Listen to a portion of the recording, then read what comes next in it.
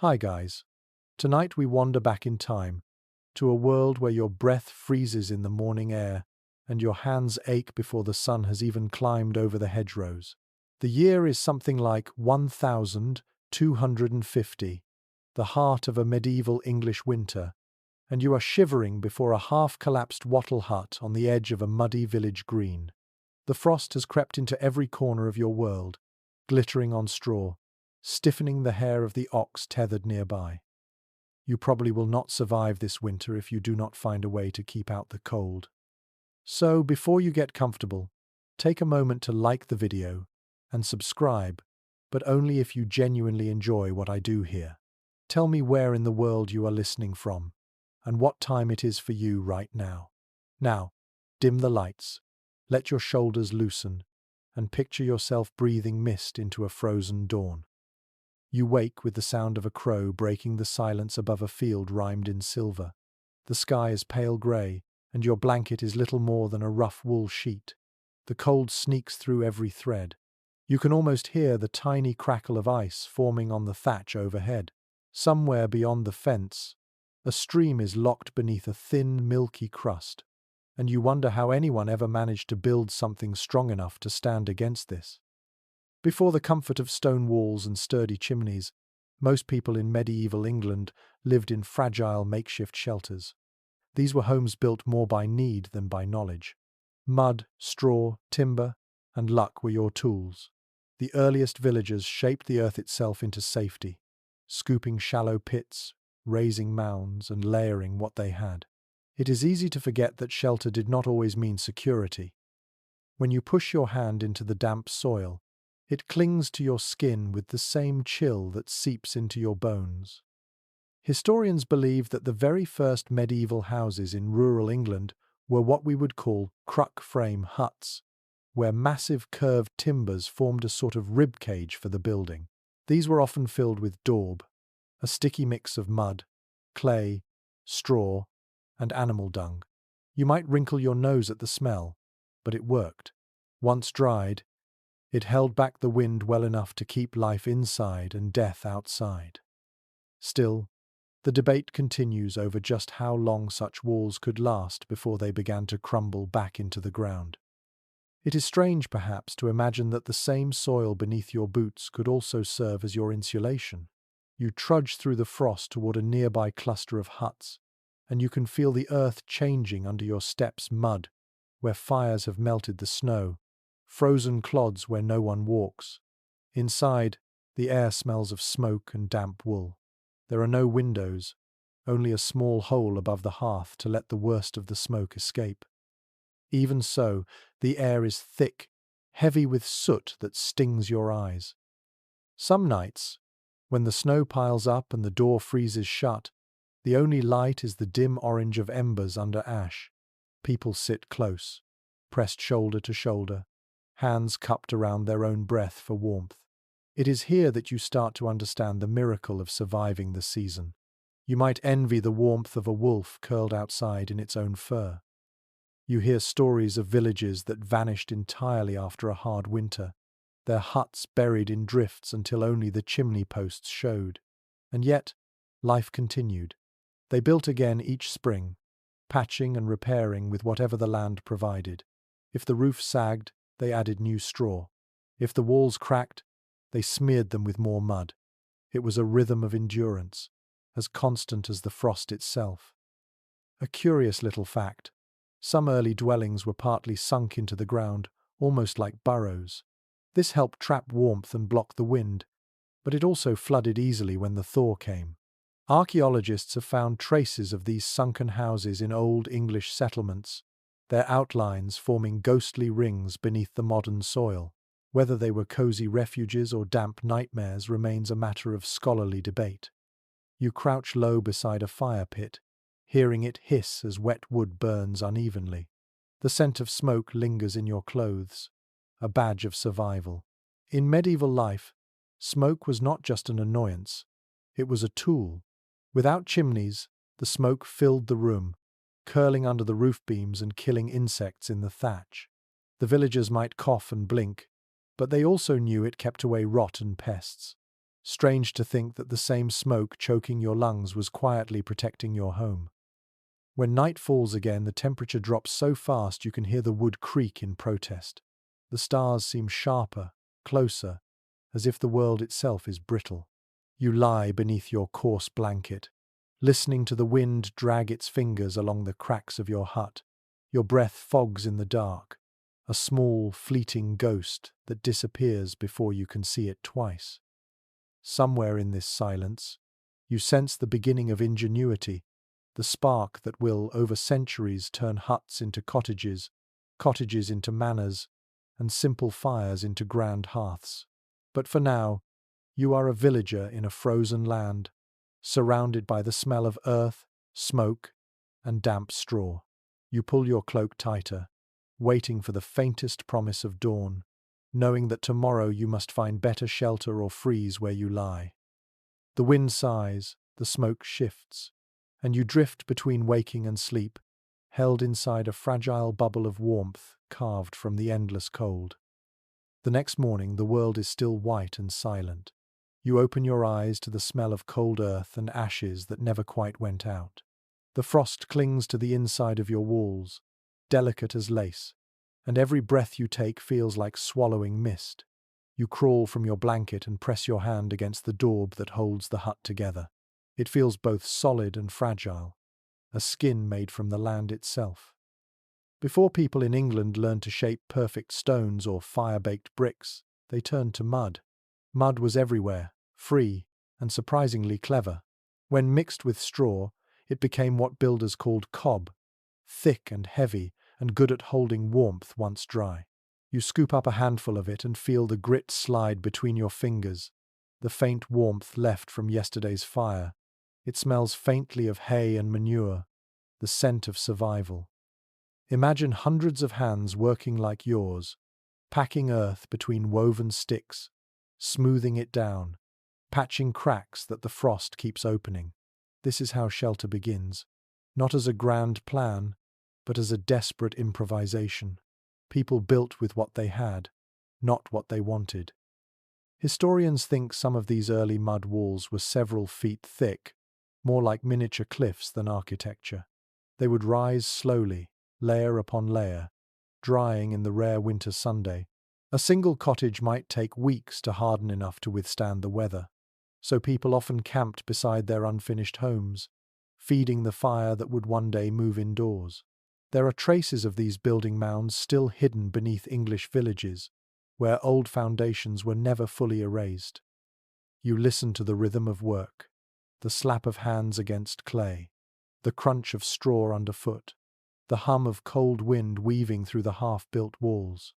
Each sound is part of a language you somehow already know. Build or freeze, work or die. A strange but true tidbit whispers through history.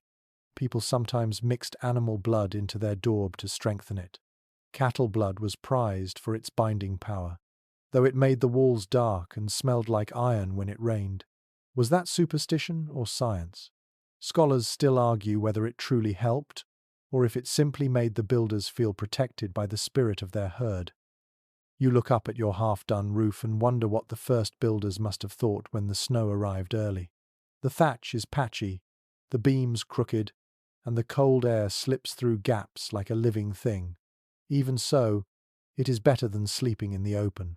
Inside, the smoke hugs the ceiling, blackening it like a painting of the night sky. The floor, packed dirt, is icy but firm beneath your boots.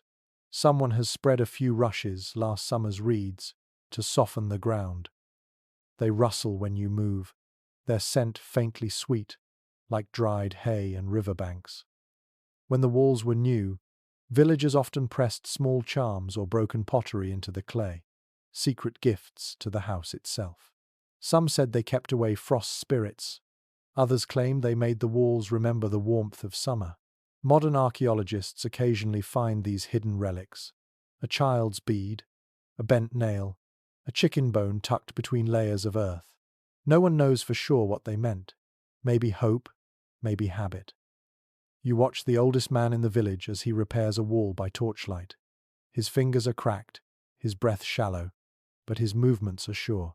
He knows the exact color of mud that will dry strongest, the way to twist straw to make it hold firm. He tells you the secret is to build with the seasons. The walls must rise in spring, the roof before harvest, and repairs before winter's second frost. Miss one, and the house will weep water all year. By evening the temperature drops again, and you can see a faint steam rising from the walls. The heat of the day is leaving, the mud releasing its breath back to the air.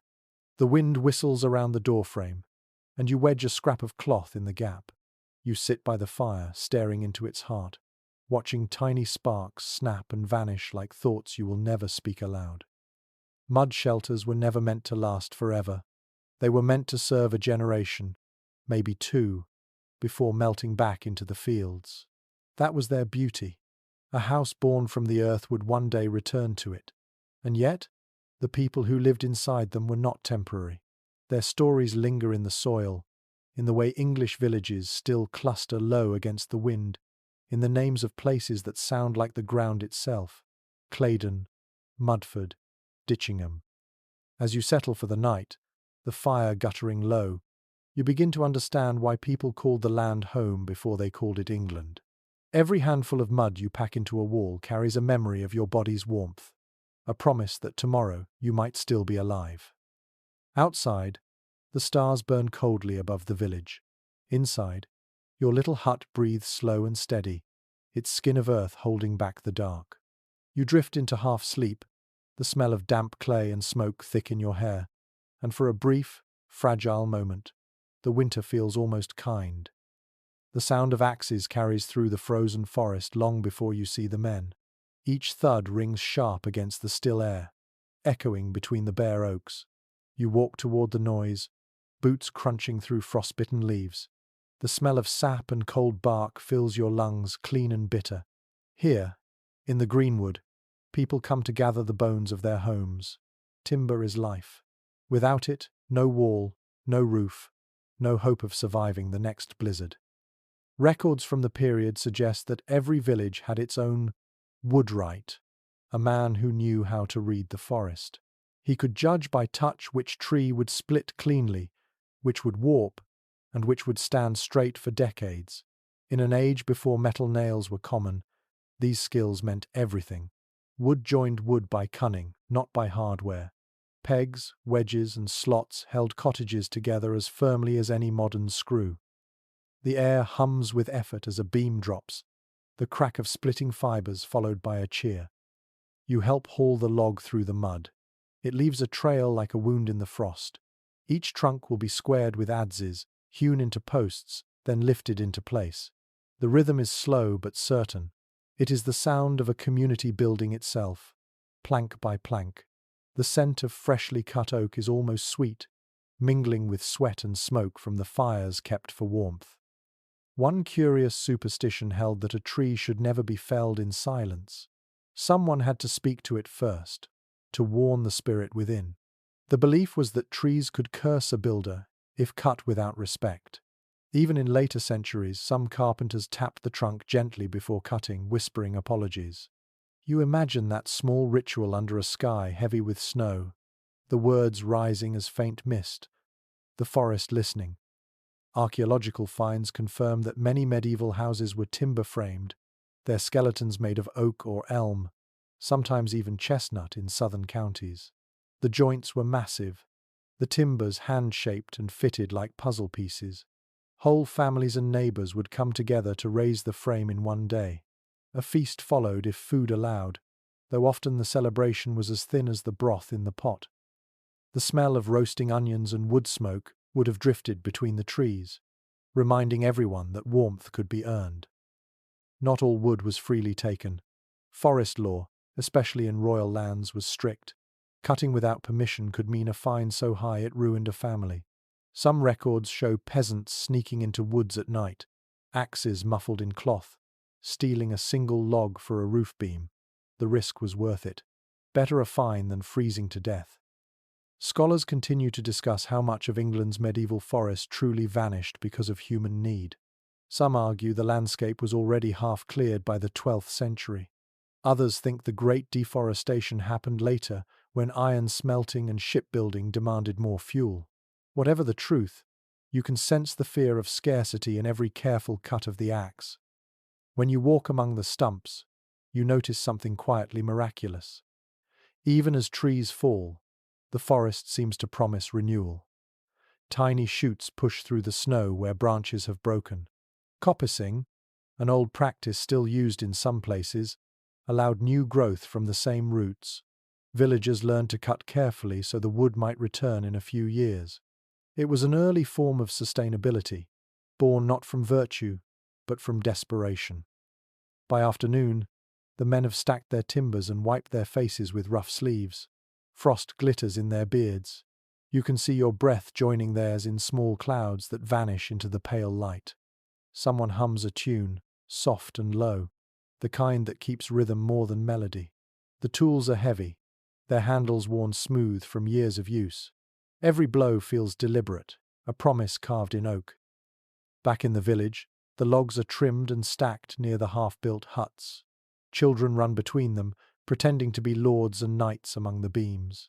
The women carry bundles of straw, their skirts stiff with cold. A dog sleeps beside a pile of shavings, its nose tucked under its tail. The air smells of wood resin and damp wool, comforting despite the chill. It is well documented that English builders often reused timbers from older homes. When a family moved or when a storm tore down a cottage, the beams were pulled apart and carried to the next site. You can still find medieval houses today, with reused wood, marked by smoke stains from previous fires. Every beam held the memory of another winter survived. As dusk settles, the last load of timber is hauled home by oxen. The cart wheels creak, the animals snort clouds of steam. The path gleams with frozen puddles reflecting the red light of sunset. You feel the weight of the wood on your shoulders, not just its mass, but its meaning. Each beam is a future wall, a roof, a line between warmth and death. You stop at the edge of the field and glance back at the forest. It stands dark and endless, both enemy and savior. The cold seeps in again, but your heart feels steadier. The builders have done what humans always do when faced with winter. They have turned the living world into shelter, one tree at a time. You push the door curtain aside and step inside your hut. The fire flickers low, licking at the charred logs. You stretch your hands toward it, feeling the faint warmth travel up your arms. Outside, the wind begins to rise, and you imagine the forest groaning softly, reshaping itself in the night.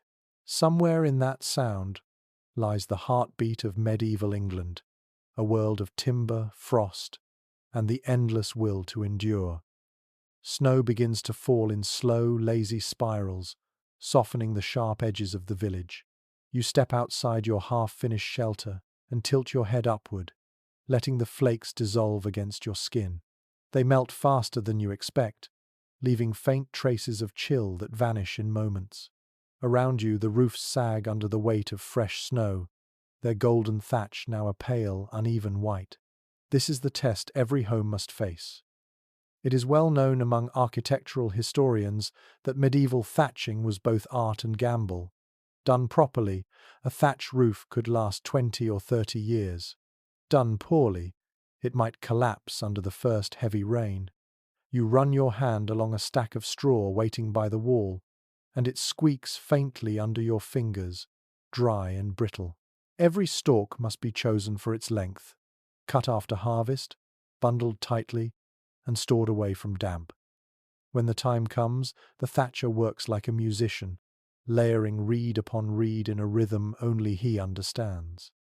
The air smells faintly sweet, like hay barns in summer, a strange comfort in the dead of winter.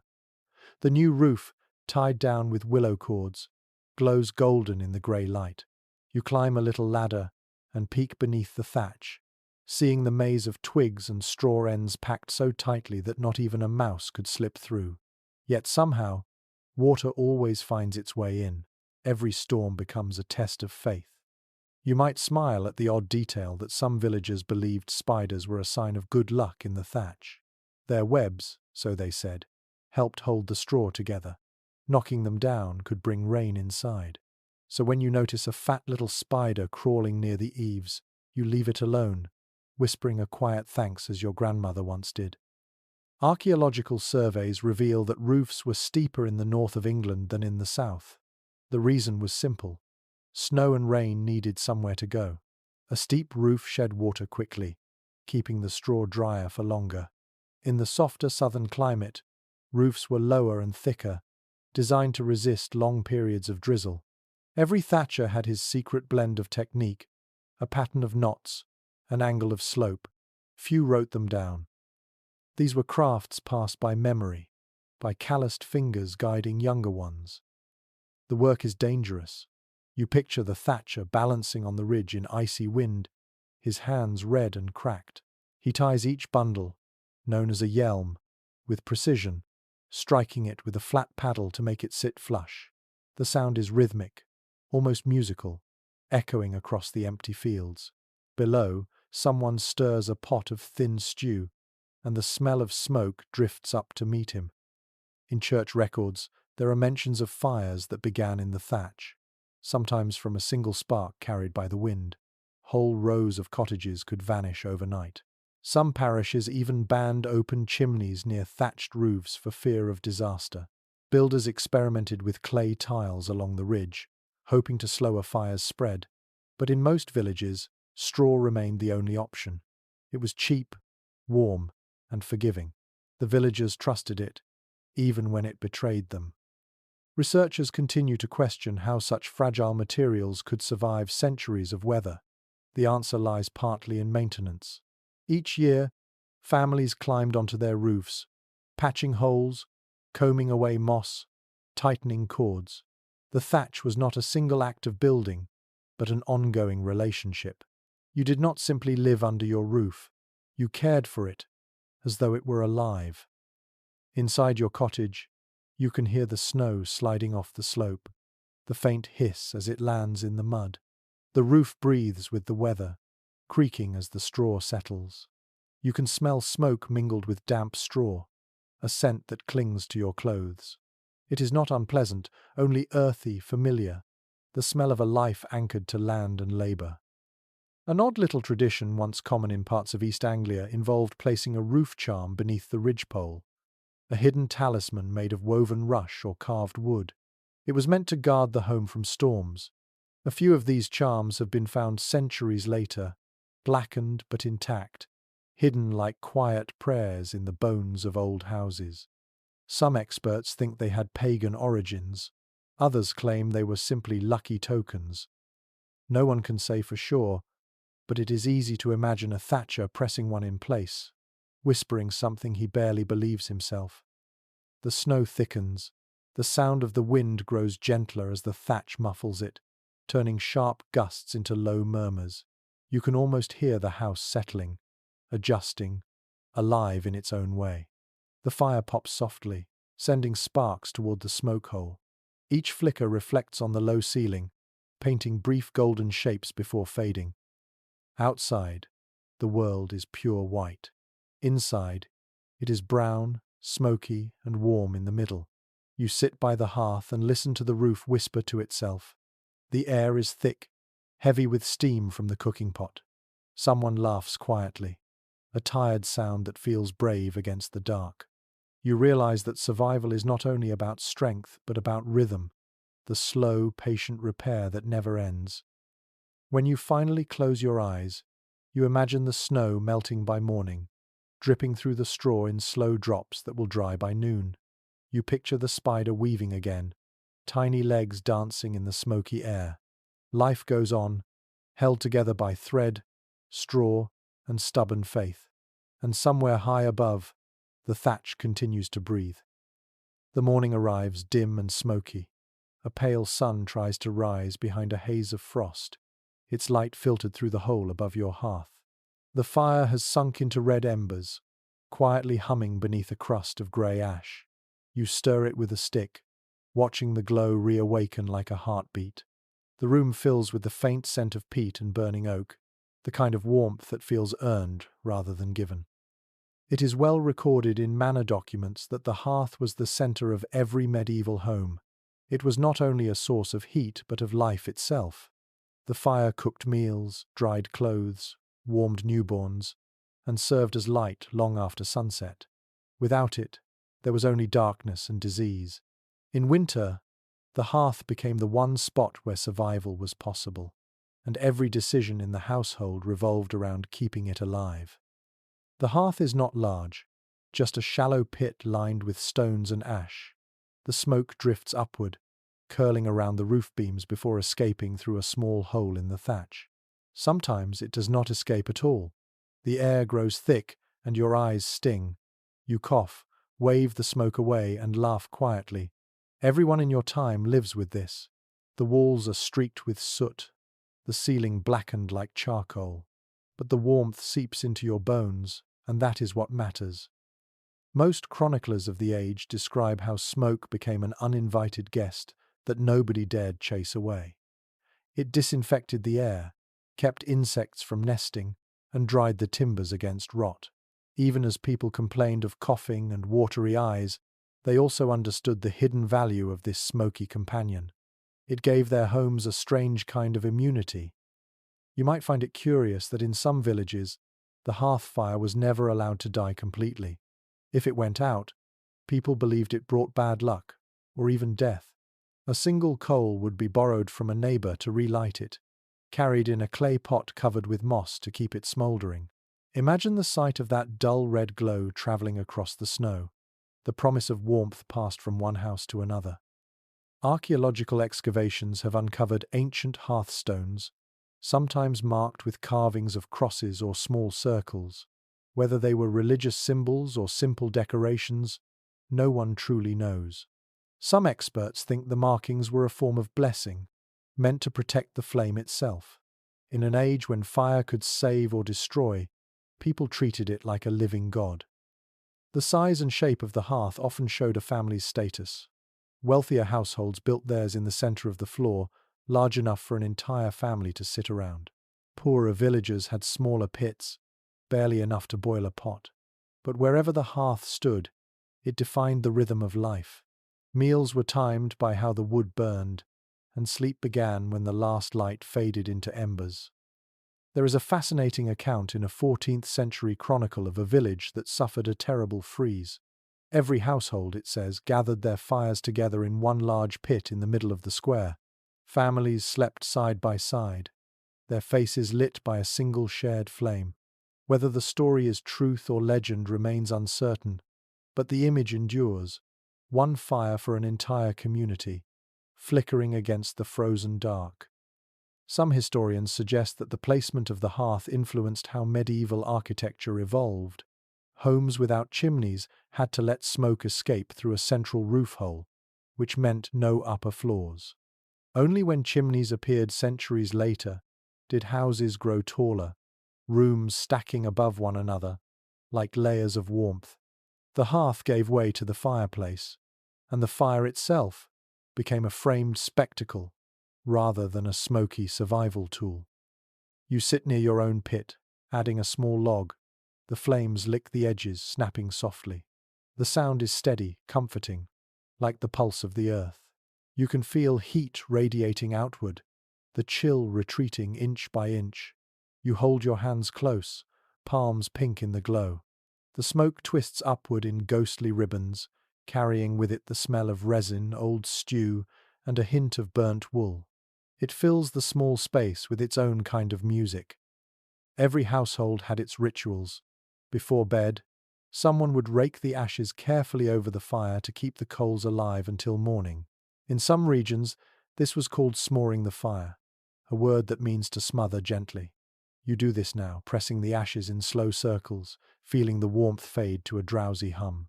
The house darkens but stays alive, the air heavy with comfort and soot. A few early texts even describe using dried animal dung as fuel when wood was scarce. You wrinkle your nose at the thought, yet the heat it gave was steady and clean once burning. Nothing was wasted. Everything became part of survival.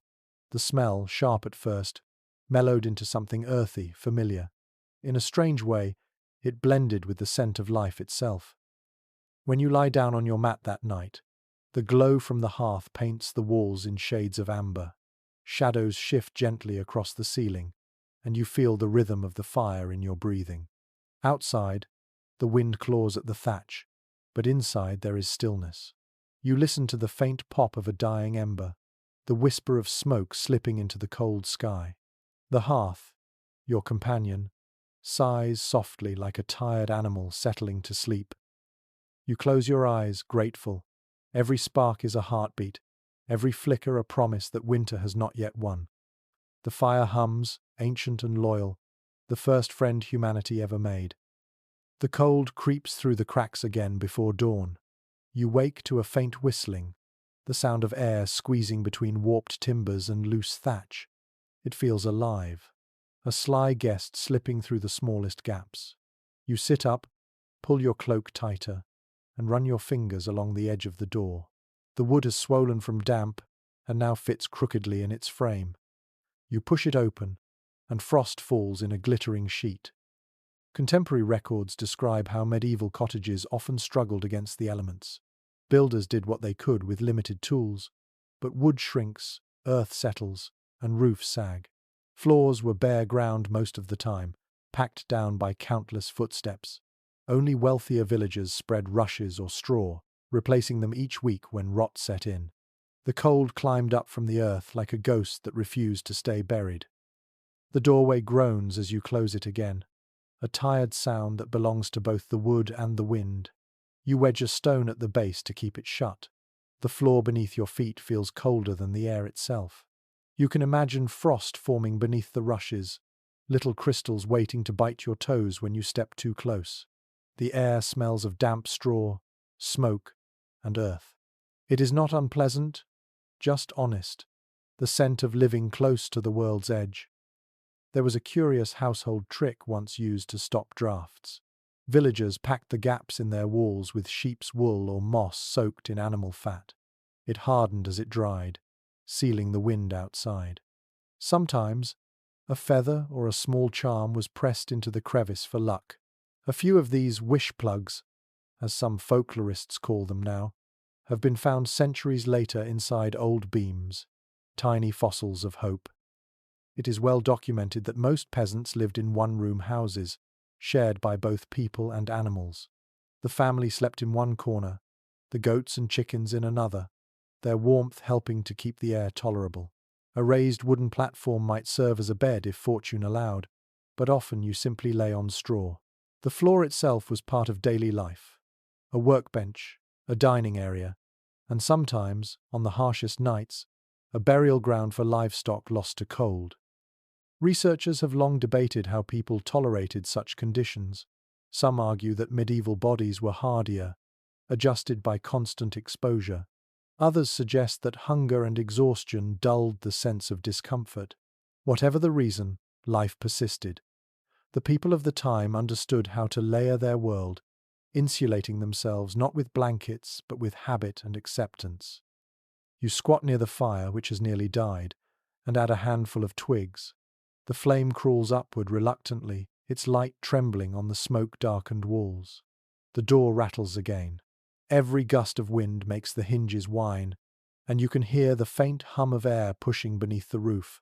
You picture the thatch above you, shifting slightly, releasing small flakes of snow into the room.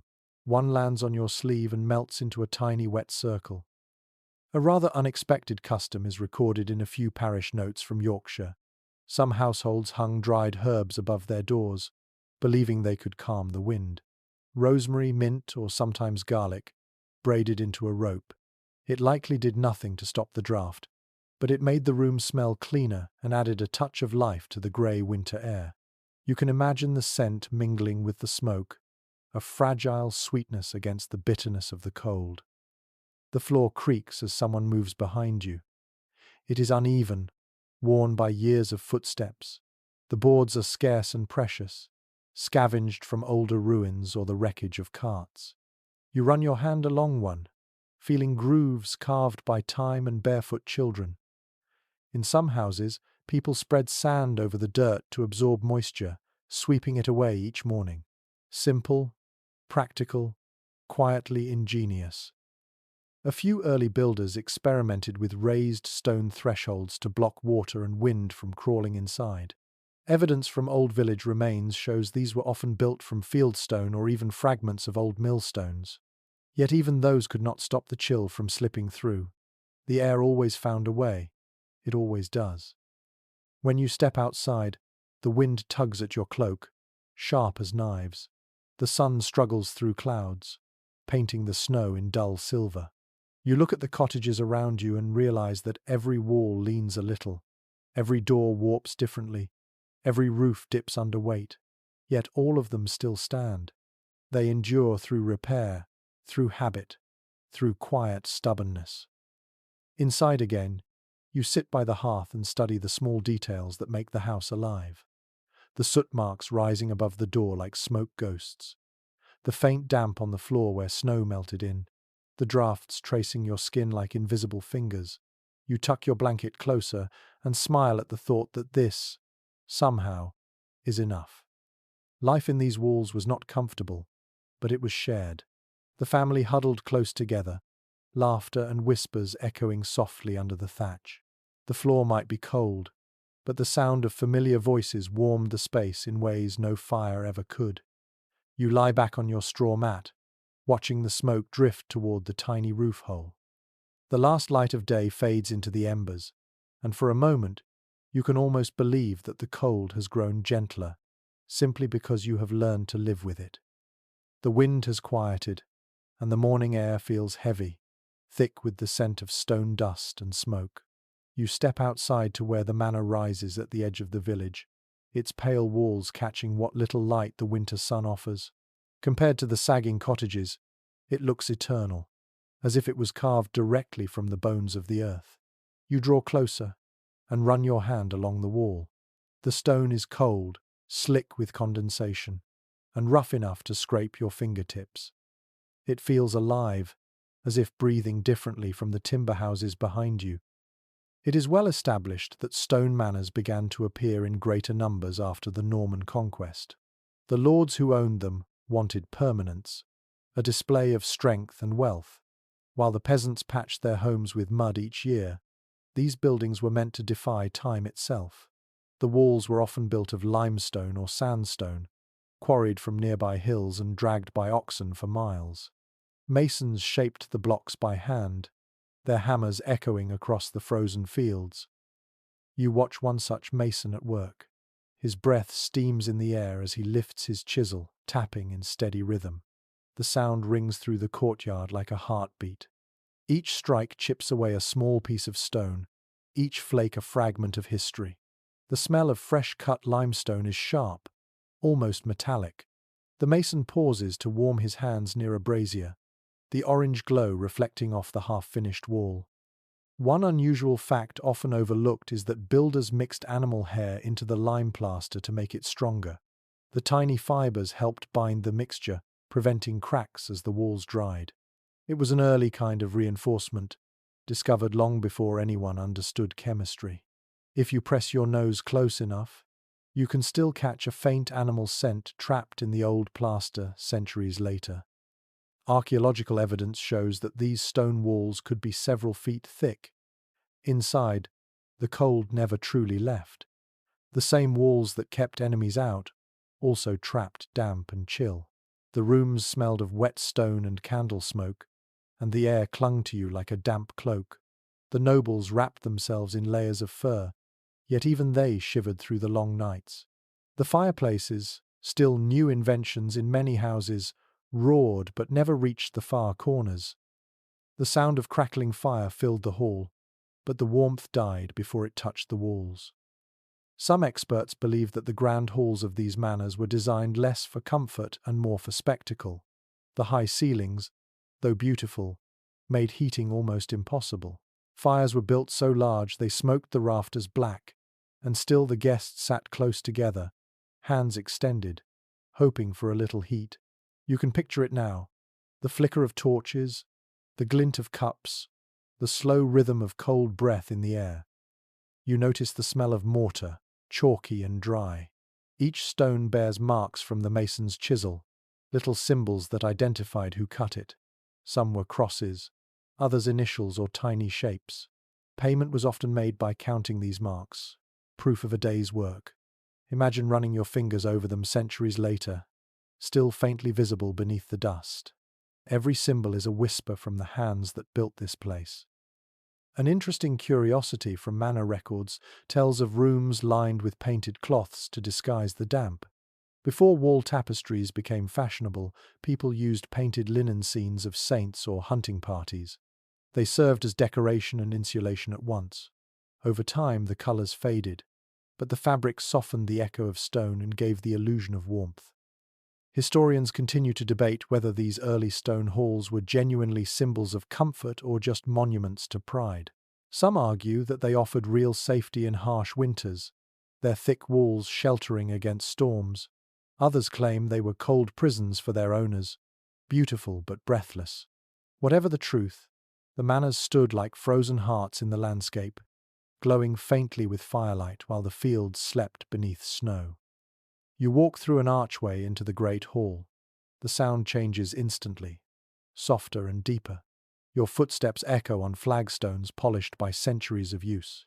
The light from the hearth shimmers on the walls, leaving streaks of gold across the grey stone.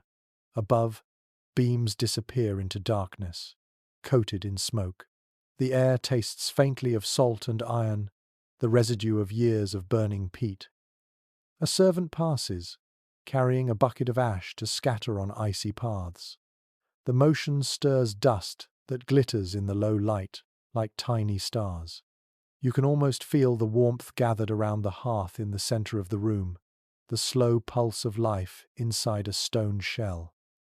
In a corner, you spot something unexpected, a bunch of dried herbs hanging from a beam. Even in a lord's hall, superstition lingered. Some said rosemary warded off illness, others that it pleased the household spirits. No one questioned it aloud. Tradition held power long after faith, and reason tried to explain it away. As evening settles, you step outside again. The stone walls glow orange from within, a faint pulse of firelight behind narrow windows. The cold wind presses against your face, and the house looms above you like a mountain, unyielding yet patient.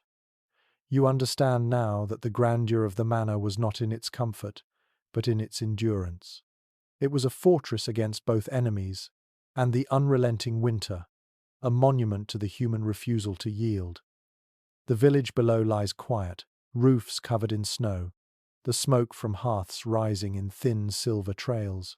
You breathe deeply, letting the chill bite your lungs. The manor behind you stands silent, heavy, eternal. Inside, someone stirs another log into the fire, and for a fleeting moment, warmth flickers against the endless cold. The morning mist clings to the fields as you walk down from the manor toward the cluster of cottages below. The contrast is striking. Behind you, the stone walls of the Lord's house shimmer faintly in the cold light, solid and self-assured. Ahead, smoke rises from low roofs, each hut crouched close to the ground as if bowing beneath the weight of winter. You can hear faint laughter mixed with coughing, the familiar music of a village still alive. Chroniclers from the Middle Ages often described the English countryside as a patchwork of extremes. The Lord's Hall and the peasant's hut stood only a few hundred yards apart, yet they belonged to different worlds. The manor glowed with torches and ironwork. The huts smelled of wood smoke and cabbage soup. Both, however, shared one unshakable truth. The cold showed mercy to no one. You push open the door of a peasant cottage. It gives way with a groan, revealing a space no larger than a modern bedroom. The walls are made of wattle and daub, patched with mud so many times they resemble the hide of some great animal. The roof is low enough that you have to bend your head. In the corner, a small fire burns under an opening in the ceiling. The smoke drifts lazily, reluctant to leave. A woman stirs a pot over the flames, and the smell of onion and barley fills the air. Archaeological evidence confirms that such cottages often measured less than 20 feet long. The entire family, sometimes 6 or 7 people, slept in one room together. The animals, 2 goats and perhaps a cow, stayed on the other side of a wooden partition. Their breath warms the space almost as much as the fire. The floor is a mix of earth and straw, softened by years of use. An odd practice sometimes mentioned in folk accounts was the habit of hanging old shoes above the door. People believed they trapped evil spirits or misfortune trying to enter the house. Centuries later, when restorers repair ancient cottages, they still find these hidden shoes tucked into beams or chimney corners. It is a quiet reminder that fear of the unseen was as real as the fear of the cold. Inside the hut, the air feels close, almost alive. The children sleep under coarse blankets, curled like kittens. The mother hums quietly, her voice blending with the crackle of the fire.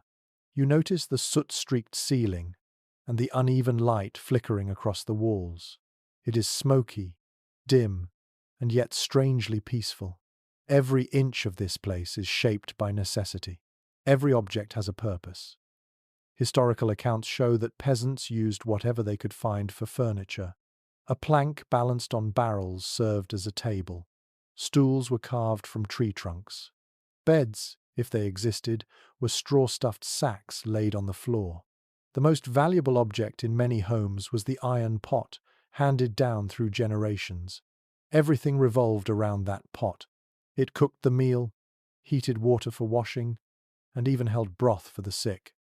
Some experts still question whether the divide between noble and peasant life was as wide as it appears in records. While the materials differed, the daily struggle against cold and hunger was universal. Even in manors, people slept fully dressed. Even kings complained about freezing halls. The peasant hut, though poor, was sometimes warmer because its small size held heat better than any grand chamber. Comfort, it seems, was relative. You crouch near the fire, feeling the heat lick your hands. The smoke prickles your eyes, and the scent of stew makes your stomach ache. The woman smiles faintly as she stirs, the wooden spoon moving in slow circles. Steam curls upward, glowing in the orange light. Behind her, the goat shifts and snorts softly, stamping its hooves on the straw. Life here is intimate, tangled, and practical. In the manor, meals are served on polished platters beneath carved beams. Here, supper is a single pot shared by everyone, eaten with wooden spoons and fingers. Yet the warmth in this tiny room feels deeper, more human. The air is thick with laughter, coughs, and the soft murmur of prayer. A piece of bread passes from hand to hand, and every crumb feels precious. A curious piece of folklore claims that villagers used to whistle softly while tending fires, believing it kept the flame awake. You try it now. A low tune barely audible, and the children glance at you and giggle. The sound mixes with the popping of wood and the sighing of the wind outside. The hut, small as it is, becomes a world of its own. When you step outside again, the air cuts like glass. The manor stands on its hill, silent and proud, while the cottages cluster together like animals huddling for warmth. Both kinds of homes share the same horizon of smoke and frost. You begin to see that survival was not about class or comfort, but about proximity to heat, food, and each other. The sky darkens. Snow begins to fall again, light as ash. You watch it settle on the roofs, the same white shroud covering the noble's hall and the peasant's hut alike. For a brief moment, every home in the valley looks equal under the cold. Inside, fires flicker behind shuttered windows, small human hearts beating against the endless winter. The cold wind carries a faint smell of wet earth as you kneel beside a half-built wall. The structure looks fragile at first glance, a pattern of sticks and mud that seems too delicate to survive the season. Yet there is an undeniable grace in its design, a harmony between human need and nature's resources. You run your hand over the surface and feel the texture of woven hazel rods beneath the layer of daub, a rough, living skin that has held countless winters at bay. Archaeological discoveries show that wattle and daub was one of the most widespread building techniques in medieval England. It required no sawmills or stone quarries, only patience and knowledge of the local land. The walls were made by weaving flexible branches through upright stakes, creating a lattice that looked almost like fabric. Then a paste of clay, straw, animal dung, and water was pressed into the weave, filling the gaps. Once dry, the surface hardened into something surprisingly strong. You can hear the faint squeak of willow rods as a young man bends them into shape. The rhythm of the work is gentle. Weave, press, smooth, pause. The smell of clay mingles with the faint sweetness of straw. A woman follows behind him, pressing the daub into place with her hands, her fingers coated in brown paste. The air is cold, but the work keeps them warm. Every movement carries a quiet urgency. The wall must dry before nightfall, or frost will crack it by morning. It is often mentioned in old guild records that this method lasted for centuries, not because it was easy, but because it was efficient. A good wattle wall could be repaired endlessly. When cracks appeared, they were simply filled again. Whole generations lived and died within walls that were remade each winter, breathing with the rhythm of the seasons. A peculiar detail found in rural folklore suggests that some builders mixed egg whites or even ale into their daub, claiming it made the walls smoother and stronger. Whether it worked or not is uncertain, but the image of villagers pouring precious ale into mud for the sake of warmth says much about their priorities. The mixture of necessity and superstition, craft and faith, defined the architecture of survival. Evidence from several excavations near ancient settlements confirms that the outer surfaces of such walls were often whitewashed with lime. The bright coating reflected light, making the small interiors seem larger and cleaner. It also killed mold and pests.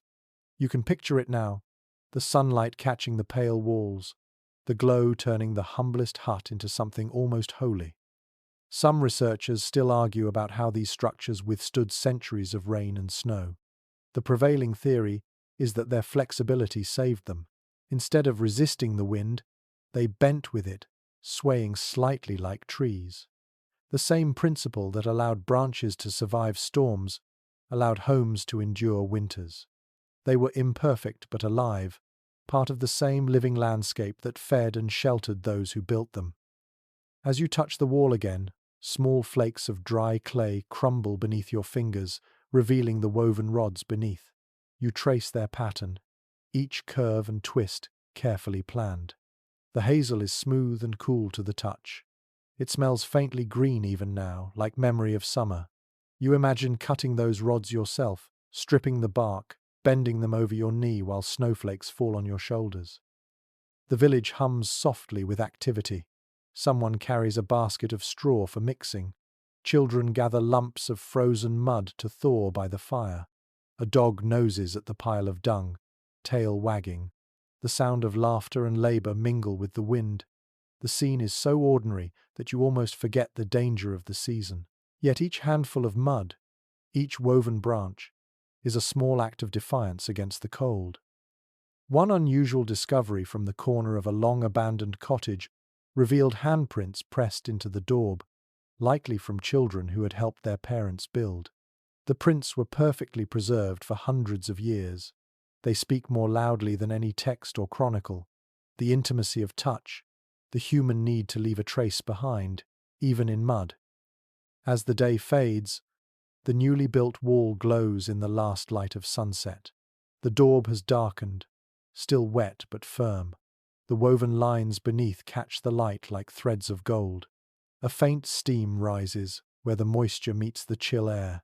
You step back and admire it, not for beauty but for resilience. The family working beside you begins to gather their tools. They wash their hands in a bucket of icy water, laugh at the streaks of mud on each other's faces, and share a crust of bread. The wall stands behind them, humble and strong. It will not last forever, but it will last long enough, and in a world of endless winters, that is all anyone ever asked for. You watch the last smear of light fade from the horizon. The village grows quiet except for the soft murmur of fires starting up for the night. The wind slides along the new wall but cannot get in. You smile, step closer to the warmth, and realize that for all its fragility, this wall is alive in a way that stone never could be. It bends, it breathes, it endures. Rain begins to fall before sunrise, the kind that whispers instead of crashes. You wake to the sound of it sliding across the thatch, tapping against the daub walls like gentle fingertips. The air is soft and cold, filled with the smell of wet straw and smoke. Somewhere outside, a rooster protests against the weather, his voice muffled by the mist. You pull your cloak tighter and glance upward. The roof groans under the weight of the water, then suddenly releases it, sending a stream rushing down the slope. Historical building accounts reveal that medieval English roofs were marvels of practical design. The steep gables you see today in old cottages were not made for beauty alone.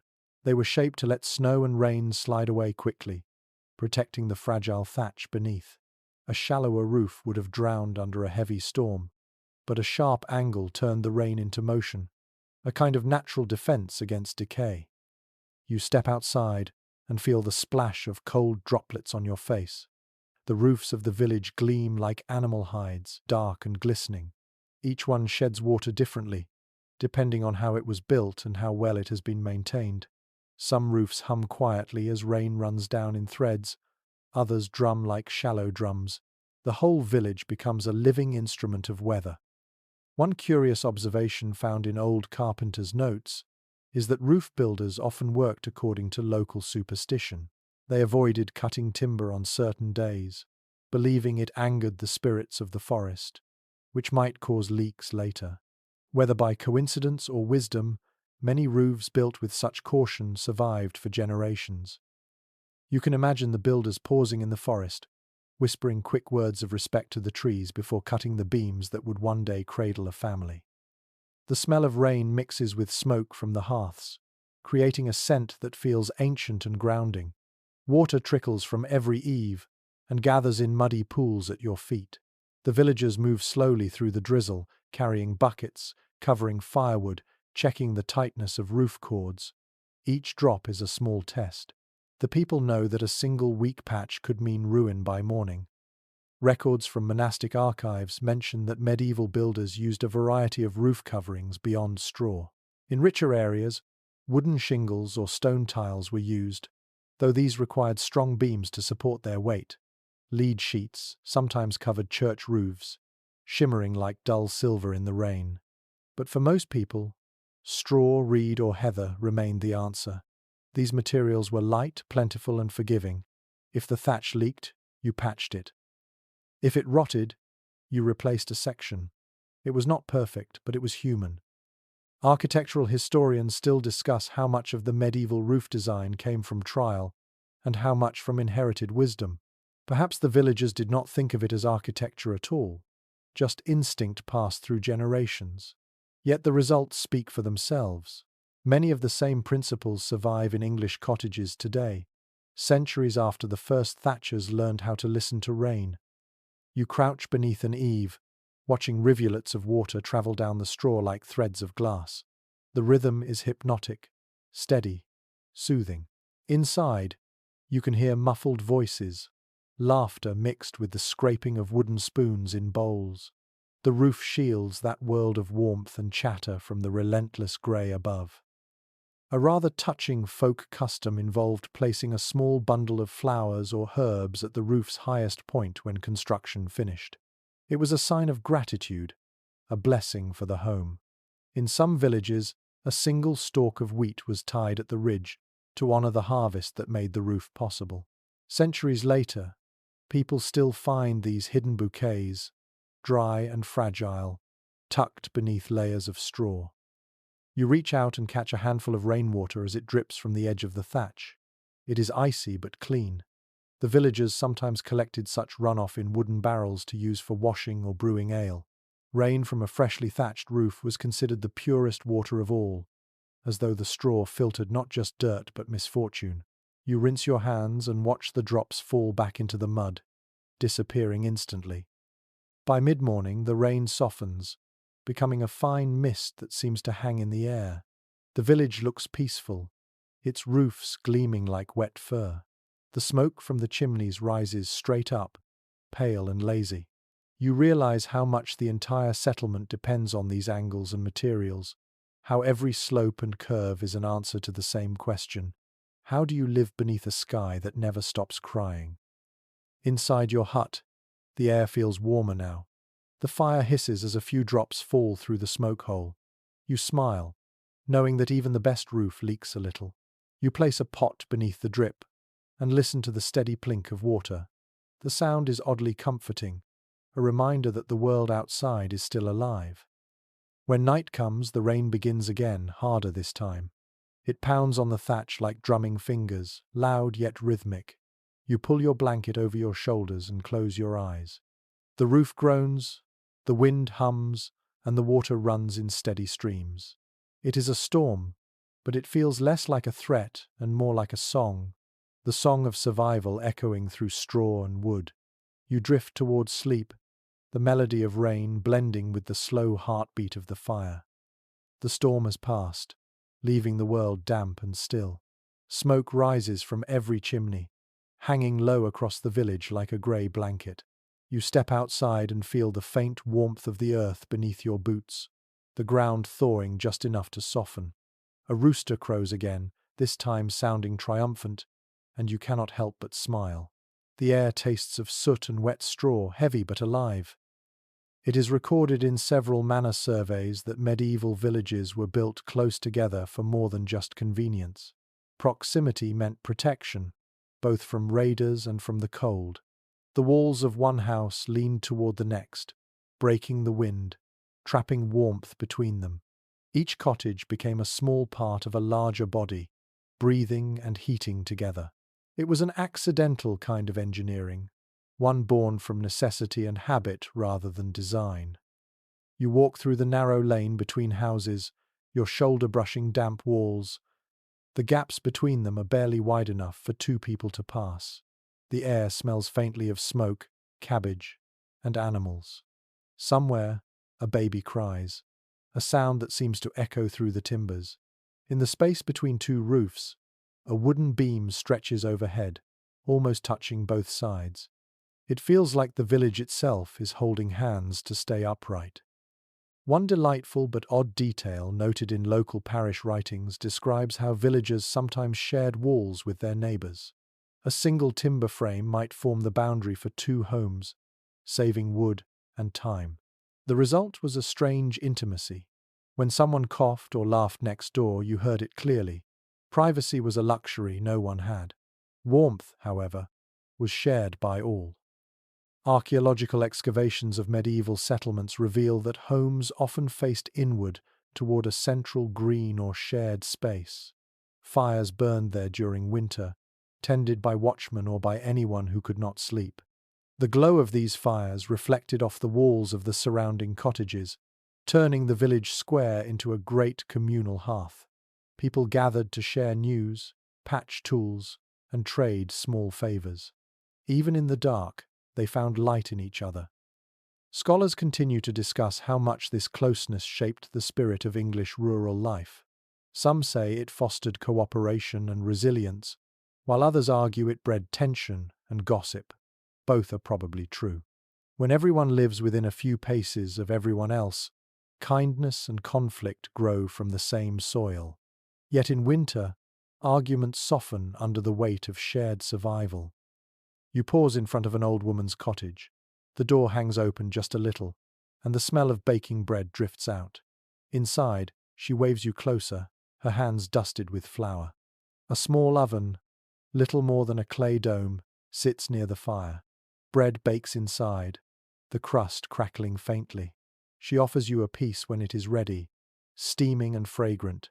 The taste is simple and sweet. She smiles, and you notice her breath forming small clouds that vanish before they reach the ceiling. It is well documented that bread ovens were sometimes shared between households. Not every home could afford one, so families took turns baking. The heat from the oven stayed long after the bread was done, and people often slept nearby to enjoy its fading warmth.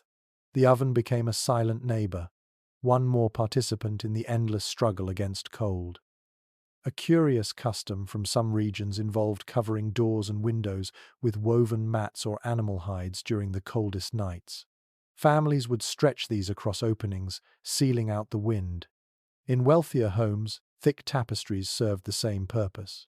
But here, simplicity ruled.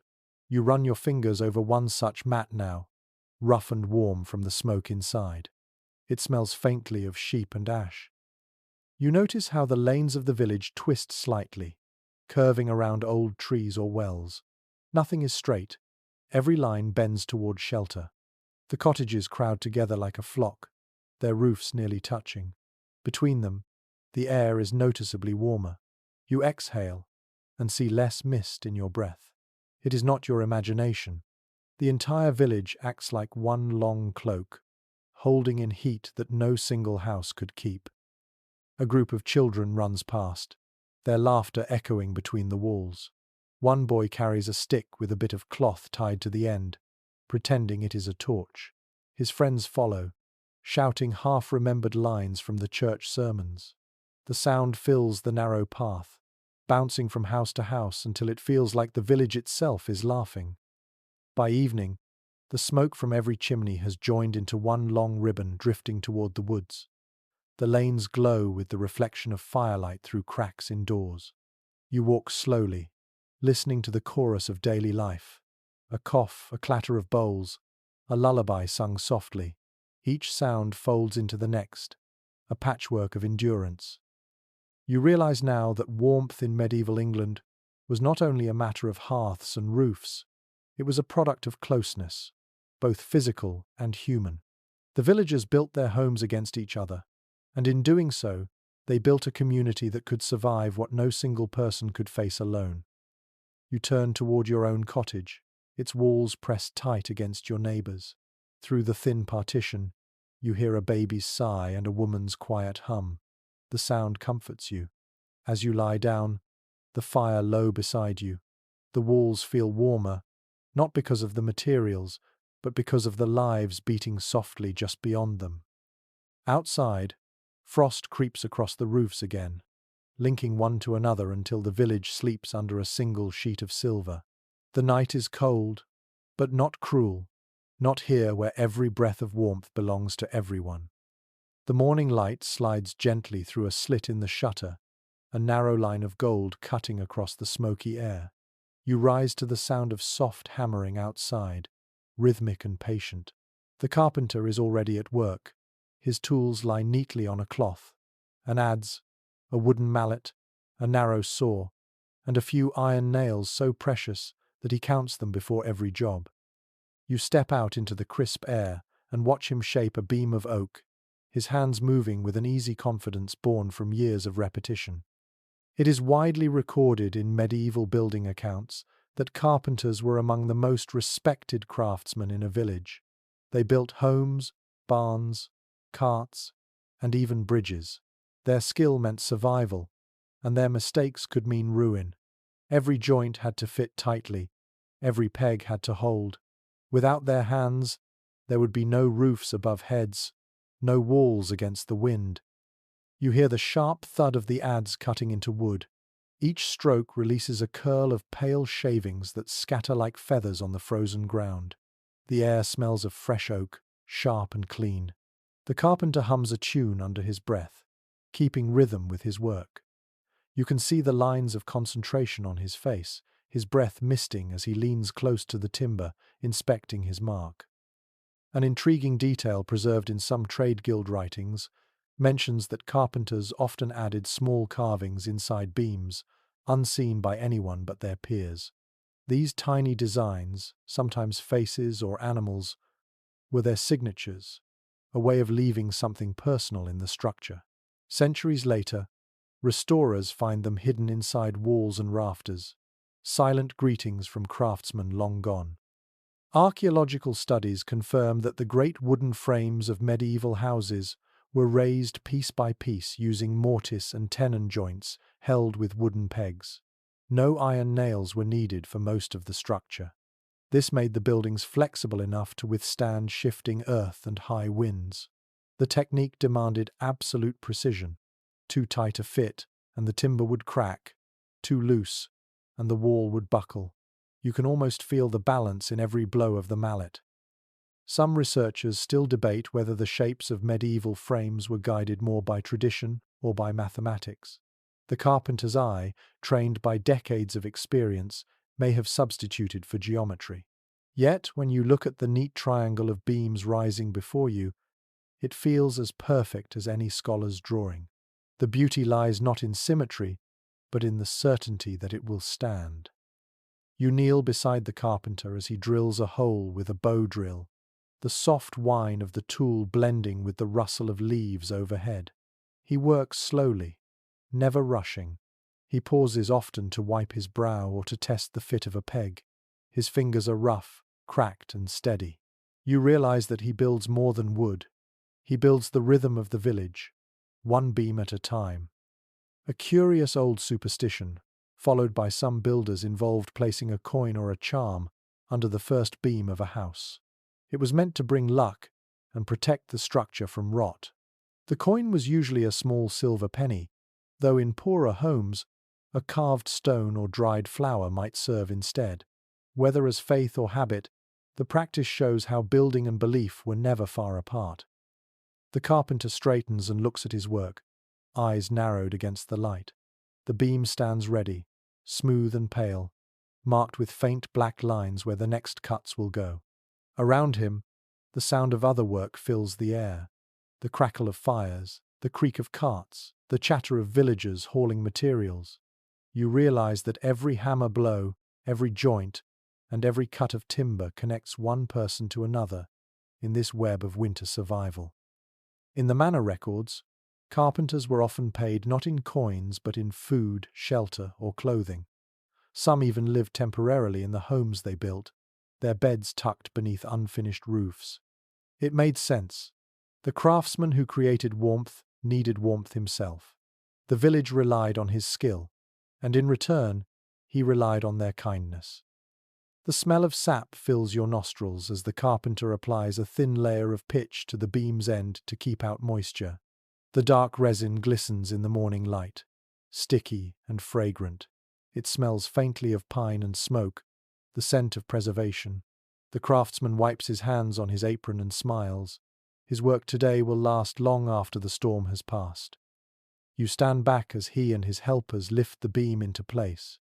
The air fills with shouts and the deep groan of wood under strain. The frame rises slowly, catching the light like a skeleton reaching for the sky.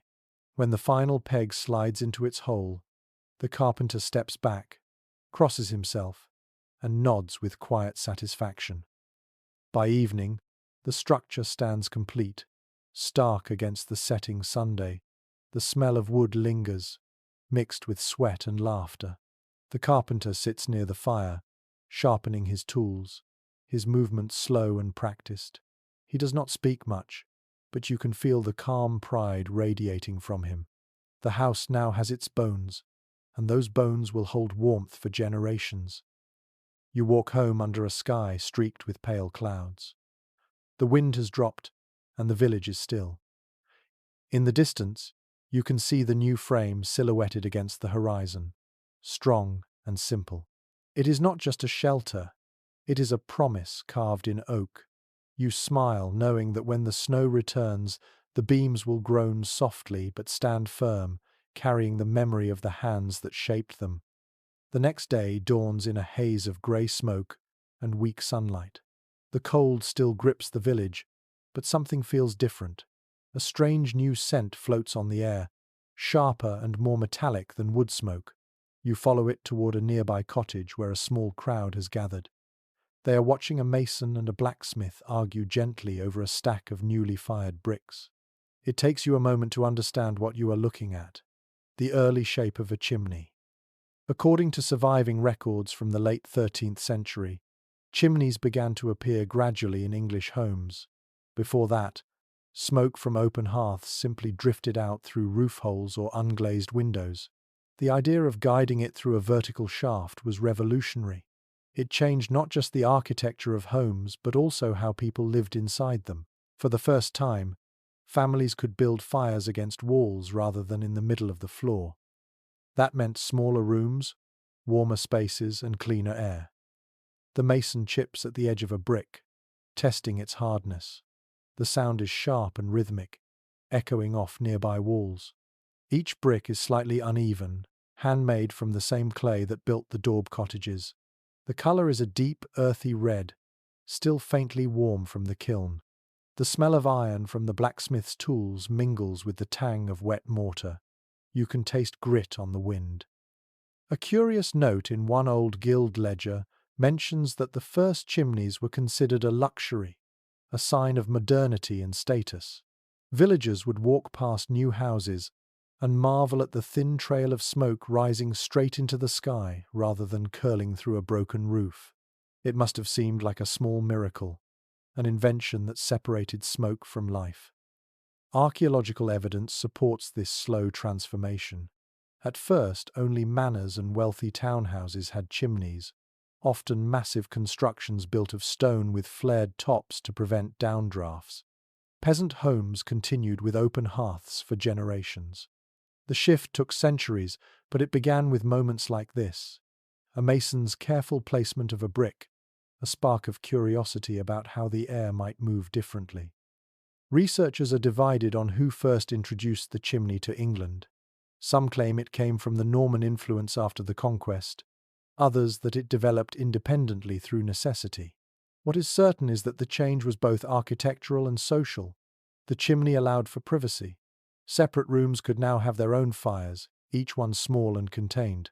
Families could sleep apart, breathe easier, and dream without choking on soot. You crouch beside the workers as they build upward, layer by layer. The mortar squelches softly under the mason's trowel.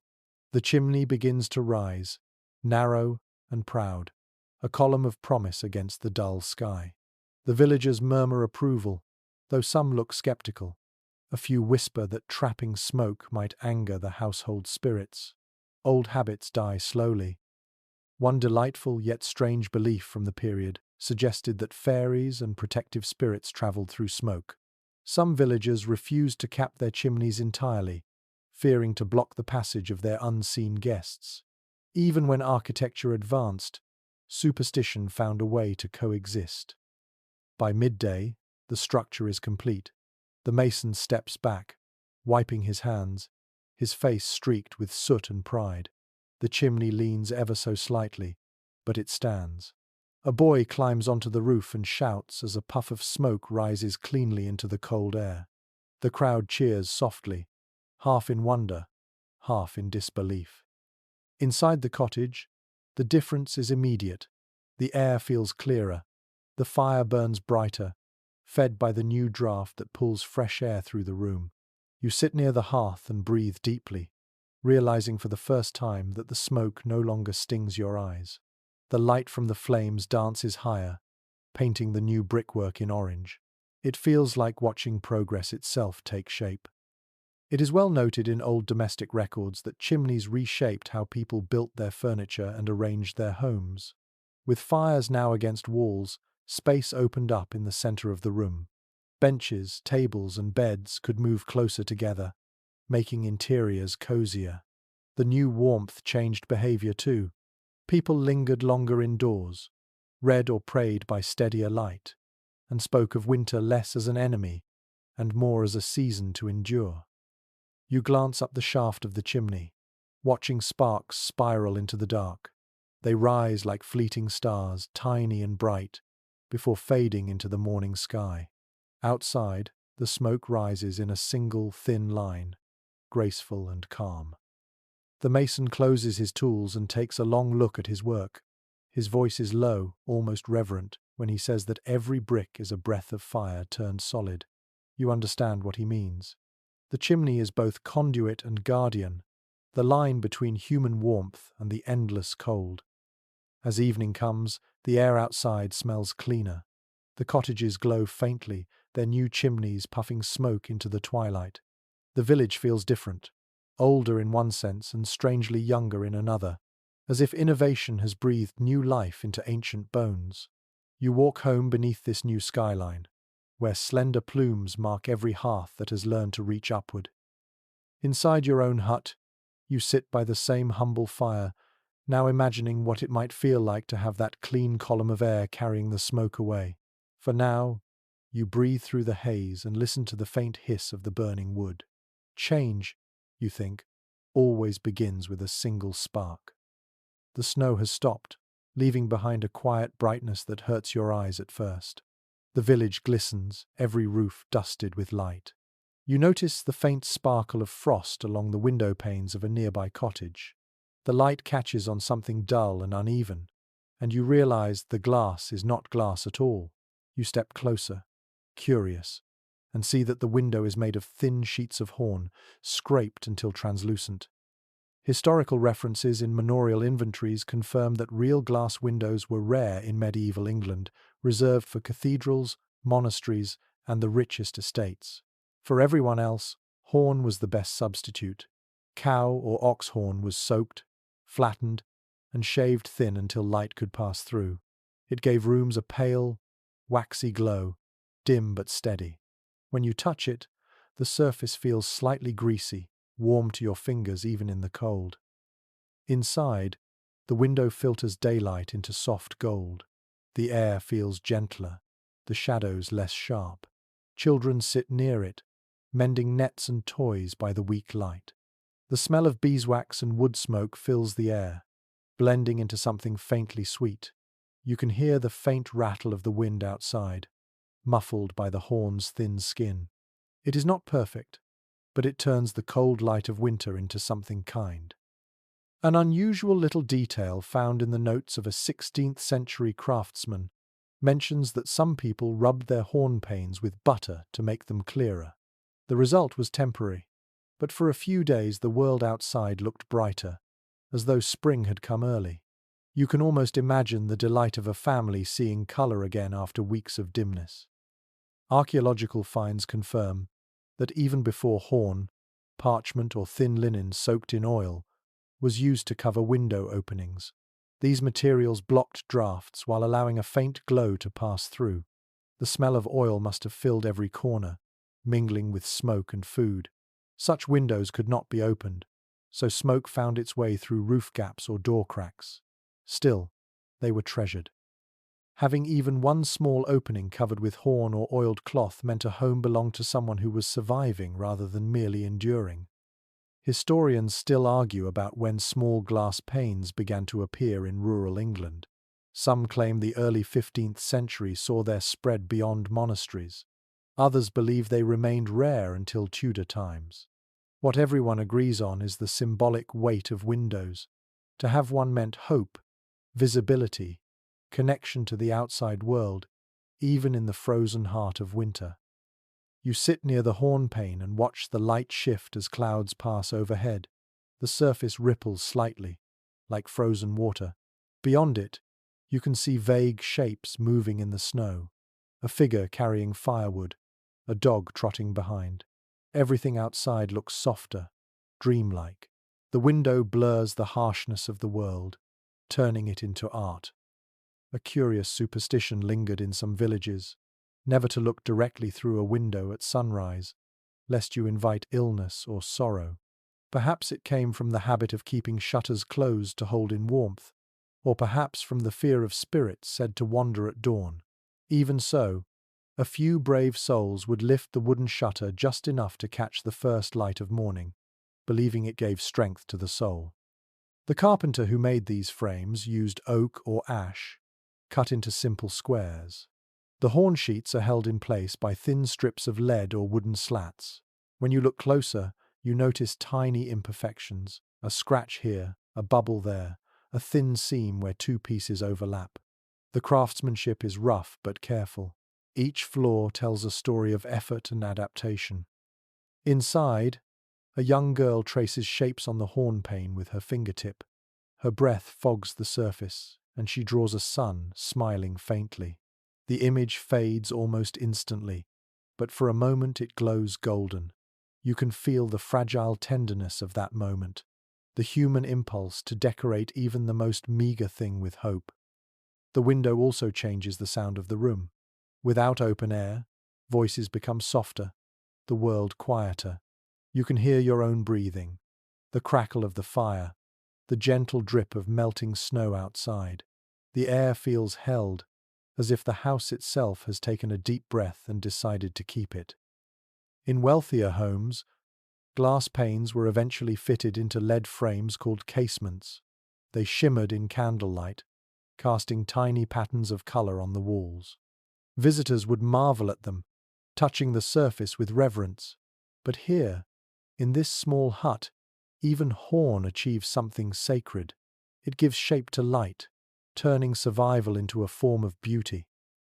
You step outside again and glance at the other cottages. Most have no windows at all, only small shutters that can be opened briefly during the day. Smoke curls from their chimneys, staining the snow around them grey. The air smells of wood ash and wet straw, of life persisting in the cold. As dusk falls, a soft glow leaks through the horn pane, faint but golden. From the outside, it looks like a small lantern in the snow. You stand there for a moment, watching it flicker before turning back toward the fire. You understand now that the people of this time did not live in darkness. Not really.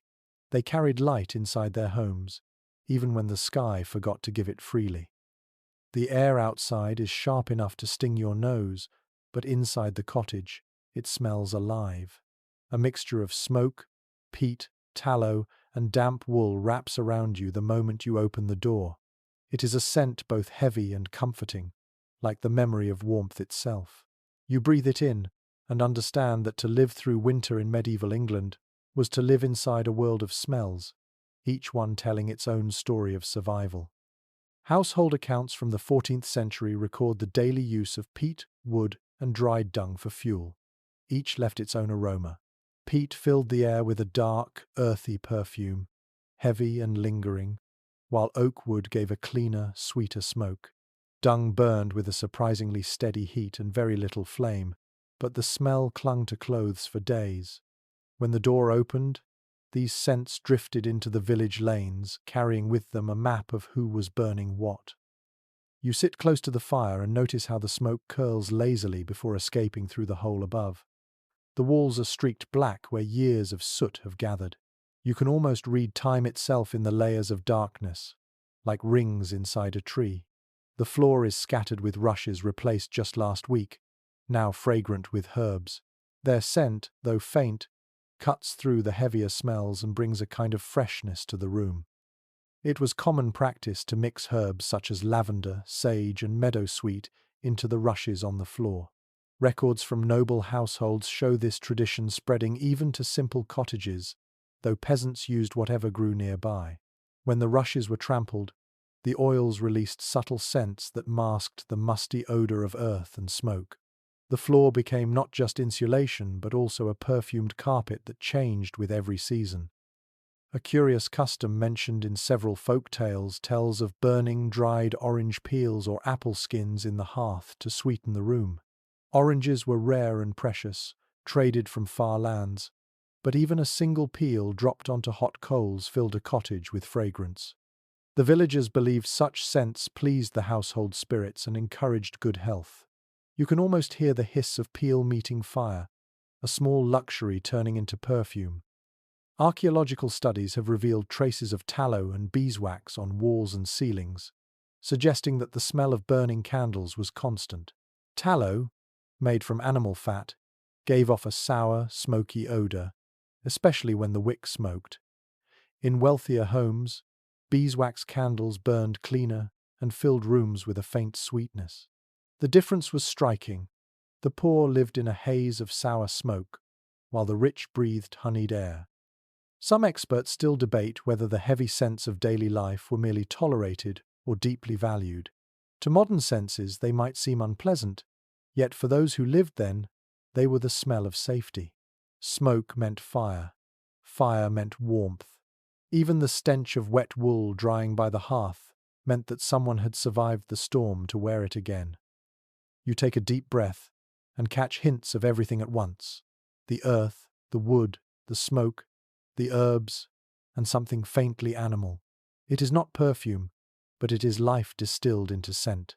The warmth from the fire deepens it, filling your lungs and reminding you that this air, heavy and imperfect, is what keeps people alive.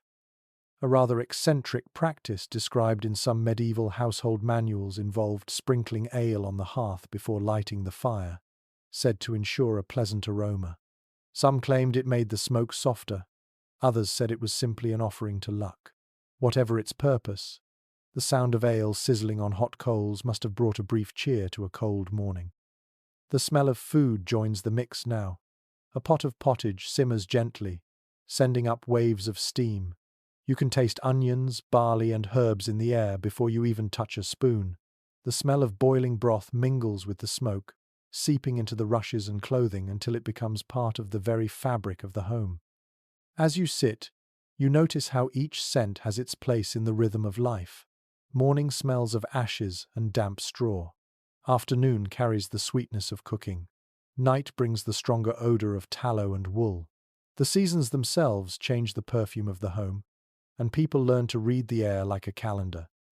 You realize now that survival in this world is as much about endurance of smell as it is of cold. There is comfort hidden in those thick, smoky layers. The fire hisses softly, the rushes crackle underfoot, and the scent of earth and life swirls around you like a cloak. Outside, the night deepens, and frost begins to crawl across the window pane. Inside, the smell of peat and herbs grows stronger, richer, almost sweet. You close your eyes and breathe slowly, letting the warmth sink into your chest. The air is imperfect, heavy, alive. It tells you, without words, that this house still breathes, still shelters, still remembers. The wind has changed direction. You can hear it in the way the smoke moves, curling sideways instead of straight up. Outside, snow lies in dull ridges, trampled by hooves and boots. Inside the cottage, there is movement that feels almost like breathing. You turn toward the corner and see the source of it. A pig, content and half asleep, nestled in straw beside a low wooden partition. Its soft grunts mix with the crackle of the fire. The air is thick with the scent of hay, dung, and warmth. Household records and agricultural writings from the 13th century describe how peasants often shared their homes with their animals during winter. The reasons were simple. Livestock were precious, too valuable to lose to frost or thieves. But there was also a hidden benefit. The heat of their bodies kept the small huts warmer than any hearth could manage alone. In many English villages, pigs, goats, chickens, and even calves spent the coldest months inside with their owners. You watch the pig shift in its sleep, steaming faintly in the firelight. Its warmth fills the air, a kind of living insulation. The goat in the corner chews lazily on old straw, its bell tinkling softly. You can hear the rhythmic sound of a cow breathing, slow and deep, a heartbeat made of breath. The animals are quiet, comfortable, part of the household in every sense. An odd yet charming note from a medieval diary mentions that children were often lulled to sleep by the sound of their cow's breathing. The low, steady rhythm comforted them through long nights when wind clawed at the walls. Some even believed that sleeping near a cow gave you strength by morning. The line between superstition and practicality blurred, as it so often did. Archaeological evidence supports the idea that animal stalls were built directly into the structure of houses. You can still find traces of these layouts in old ruins. A raised hearth on one side, sleeping mats on the other, and a partition of rough boards or woven reeds dividing people from beasts. The floor was layered with straw that absorbed both warmth and waste, replaced only when it became too filthy to bear. It was not elegant, but it worked. Researchers continue to discuss how people balanced hygiene with necessity. Some argue that the closeness between animals and humans led to sickness, while others believe the warmth saved far more lives than it endangered. It is hard to imagine that anyone in those winters cared much for theory. You simply did what the cold allowed. The room is alive with small noises, the snuffle of the pig, the faint cluck of a chicken shifting on its perch, the hiss of the fire. You feel their warmth on your skin, even from a few feet away. It is not just heat, it is presence, a reminder that survival is shared. The air smells of hay and smoke, unpleasant by modern standards but deeply human. In a few manorial records, there is mention of something called the beast corner, the part of the cottage closest to the door. It made cleaning easier, and the animal's breath warmed the incoming air before it spread through the room. You look at the corner now, where the animals lie, and notice how the frost has melted on the inside wall while the opposite side still glitters white. The warmth truly radiates from them like a second fire. A peculiar habit found in northern regions involved speaking softly to animals before sleep, a custom known as night words. Villagers whispered blessings or thanks to their cows and pigs, believing that kind words made them calmer through the night. You try it now, murmuring a few soft syllables, and the pig snorts approvingly, rolling onto its side. The air feels a little warmer for it. The family gathers near the hearth. The father stirs the fire, while his wife mends a torn sleeve. The children giggle as a hen hops closer to the flames. No one seems to mind the company of beasts. It feels as natural as the smoke and the fire. The animals watch them, curious but calm, part of the nightly rhythm of the home. It is well recorded that some homes even had troughs built inside the doorways to feed the animals without letting in the cold. The line between barn and dwelling was barely visible. The human world and the animal world shared the same breath. You close your eyes for a moment and listen to the layered sounds of life. The crackling of wood, the lowing of cattle, the whisper of wind outside, the steady breathing of sleepers, human and otherwise. It is a choir of endurance. You begin to understand that warmth was not just made by fire, but by the nearness of living bodies, by the slow exchange of air and comfort between species. The fire burns low, and the cottage grows dim. You pull your blanket closer and feel the vibration of the animals shifting in their sleep. The air carries the earthy smell of life, raw and real. Outside, the frost thickens on the thatch, but inside, breath fogs the air in soft clouds. The warmth is not perfect, not pure, but it is enough. As your eyelids grow heavy, the pig grunts softly, the goat sighs, and somewhere in the dark, a hen clucks once before settling again. You smile in the half-light, knowing that tonight you will not freeze. You will sleep surrounded by warmth that breathes, hums, and dreams with you. When you wake, the fire is little more than a whisper of red beneath its blanket of ash. Your breath still fogs in the air, but the chill is not as cruel as before. The air feels thicker, more muffled, as though the cottage itself has learned how to hold warmth. You pull yourself upright and run your hand along the wall beside you. The mud and straw are cold but not frozen. Someone has stuffed the gaps between the timbers with moss, and it feels springy to the touch. You realize that this tiny act of patience has kept the frost from creeping in. Written records from medieval building guides and abbey accounts tell how people used simple materials for insulation long before the word existed. Dried moss, sheep's wool, and tufts of straw were packed into cracks in walls and roofs. When properly stuffed, they formed a barrier against drafts and rain. Families worked together to gather these things in autumn, knowing that by January they might mean the difference between comfort and misery. You kneel to inspect the base of the wall, where more moss has been pressed between stones. It smells faintly green, a memory of forest floors now frozen beneath snow. Above, the rafters are wrapped in linen scraps to stop drips from melting frost. The sound of the wind outside has softened, no longer sharp. The cottage feels quieter, cocooned. An unusual practice recorded in northern villages describes how people hung heavy fabrics or woven mats along the inside walls. These hangings were not purely decorative but acted as insulation.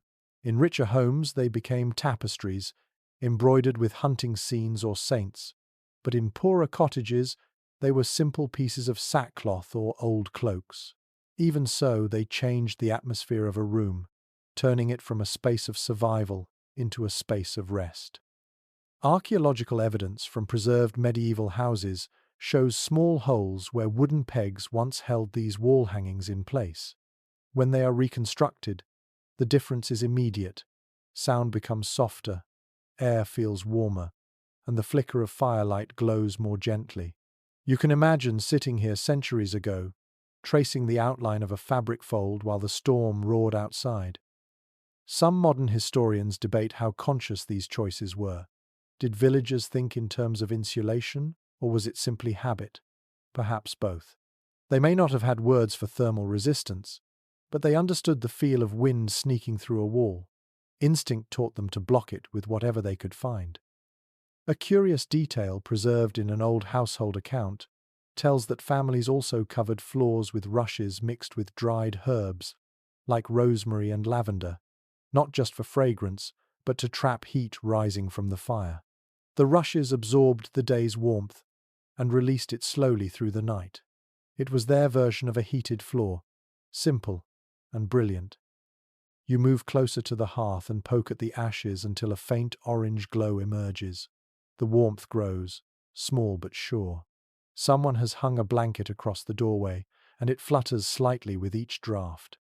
Behind it, the animals shift, hooves scraping softly on straw. The sound reminds you that insulation was not only in the walls, but also in the way people arranged their lives. Every corner of the cottage was part of the same design. Every space used to hold heat. It is well recorded that medieval people also used layered bedding to preserve warmth. Beneath a coarse wool blanket, they spread straw or even dry bracken, then covered it with old cloaks or sheepskins. The layers trapped air, creating a primitive version of what modern scientists would call thermal pockets. The effect was simple but powerful. It allowed people to wake alive instead of stiff and blue. One curious story from a 15th century letter describes a man who boasted that he could sleep through any winter by bedding himself like an onion. He meant layering, of course, wrapping himself in fabric after fabric until he could barely move. Whether true or exaggerated, the image captures the human genius for comfort in impossible conditions. You stand now and test the air with your hand near the wall. The difference between inside and outside is startling. The cold presses like a fist beyond the daub, but inside, the air holds steady, still touched by the heat of last night's fire. You understand that warmth is not a single act, but a daily defense, built and rebuilt in countless small ways. Some old abbey records mention the monks' habit of hanging woolen curtains around their beds in winter, creating small chambers within larger, unheated halls. Even the poorest villagers practiced their own version of this by draping spare cloaks over sleeping spaces. Privacy and warmth were one and the same. As daylight deepens, the cottage hums with quiet life. Someone tends to the animals, the sound of their steps muffled by straw.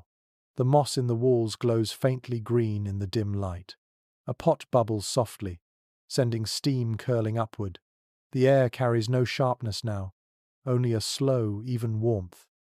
You sit beside the fire and rest your hand on the wall once more. Beneath your palm, you feel the pulse of life trapped inside mud, straw, and moss. It is not perfect, but it works. The wall breathes like the forest it came from. You smile, realizing that insulation was not invented by science, but discovered by human hands, by trial, by patience, by a quiet understanding that even the smallest things can keep death away. Outside, frost clings to the trees. Inside, your breath no longer fogs. You pull the blanket tighter around your shoulders, lean toward the embers, and let the warmth rise. It is the same warmth that has always belonged to those who learn to listen to their walls. Night stretches long inside the great hall. The air hums with quiet, the kind that comes only after hours of noise and feasting. You step softly across the rush-covered floor, hearing the faint rustle beneath your boots. The hall still smells of roasted meat and spilled ale, but the fire at its center has settled to glowing coals. Shadows cling to the corners like heavy curtains. Accounts from medieval estates describe these great halls as the hearts of manor life. They were not only dining rooms but sleeping chambers, workplaces, and gathering spaces. The lord's retainers, servants, and sometimes guests all shared the same roof, divided only by habit and furniture. At the far end, under a canopy, the lord and his family slept on raised platforms. The rest of the household arranged themselves wherever there was space, wrapped in cloaks or lying near the embers for warmth. You move closer to the hearth. The fire crackles faintly, a deep orange heart still pulsing within the ash. It gives off just enough light to reveal the hall's vastness. Wooden beams arch overhead like ribs, and banners hang limp in the smoke-stained air. The walls are lined with shields and hunting trophies, dim outlines in the flickering glow. You can almost hear the ghostly echoes of laughter from earlier, when the room was alive with song. An interesting note in a 15th century inventory mentions that rushes on the floor were often mixed with fragrant herbs, not only for scent but also to disguise the staleness of the hall after long nights of eating and drinking. They absorbed grease, smoke, and the warmth of many feet. By morning, the smell of crushed mint and rosemary rose with the smoke from the rekindled fire. It was an old trick, simple and elegant. Archaeological reconstructions of great halls show that even these grand spaces were not truly warm. The high ceilings trapped heat far above the people, and draughts crept in through cracks in the heavy doors. The hearth provided light and comfort to those closest to it, but just a few paces away, breath turned to mist. Servants wrapped themselves in cloaks, and dogs curled against their masters' legs, sharing the same heat. Some historians debate whether these halls were symbols of community or hierarchy. The lord sat in splendor, his chair closest to the fire, while servants slept on the outer edges where the cold bit hardest. Yet all breathed the same smoky air and woke to the same grey dawn. The fire united them as much as it divided them. You sit on a bench beside the dying fire. The coals glow like hidden jewels, their faint heat caressing your skin. Somewhere in the shadows, someone snores softly, another coughs. The hall is alive even in stillness. You hear the wind push against the shutters, the gentle clatter of something stirring in the rafters, perhaps a pigeon or a mouse searching for crumbs. The fire sighs, throwing a brief flare of light that paints the walls gold before fading again. One curious custom mentioned in monastic chronicles tells of guards sleeping upright in the hall, their pikes resting beside them. They were meant to keep watch against intruders or fire, but many simply dozed, their dreams lit by the glow of embers.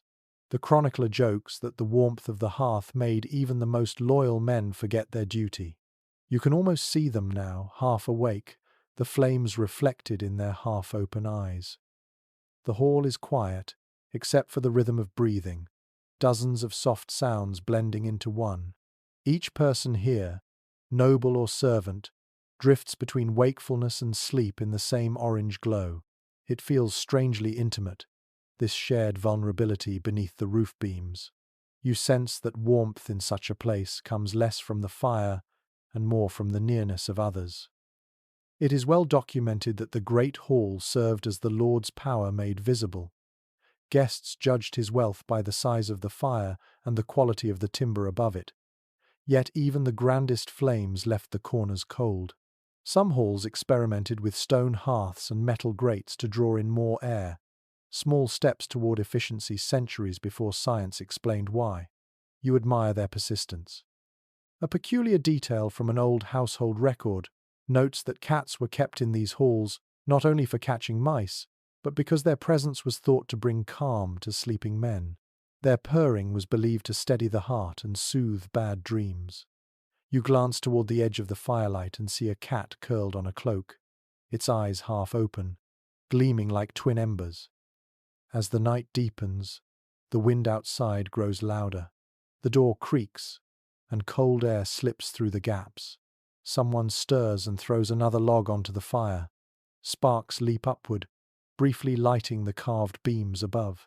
You see the faces of sleeping men and women flicker in the glow, peaceful and unaware. Then the darkness folds over them again.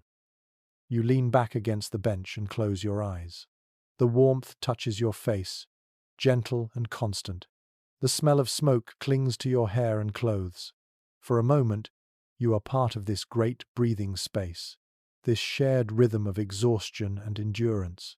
The fire fades to embers, the hall sinks into quiet, and the winter outside presses closer. Yet inside, the warmth remains, caught in the air, the wood, and the memories of those who have found rest here for centuries.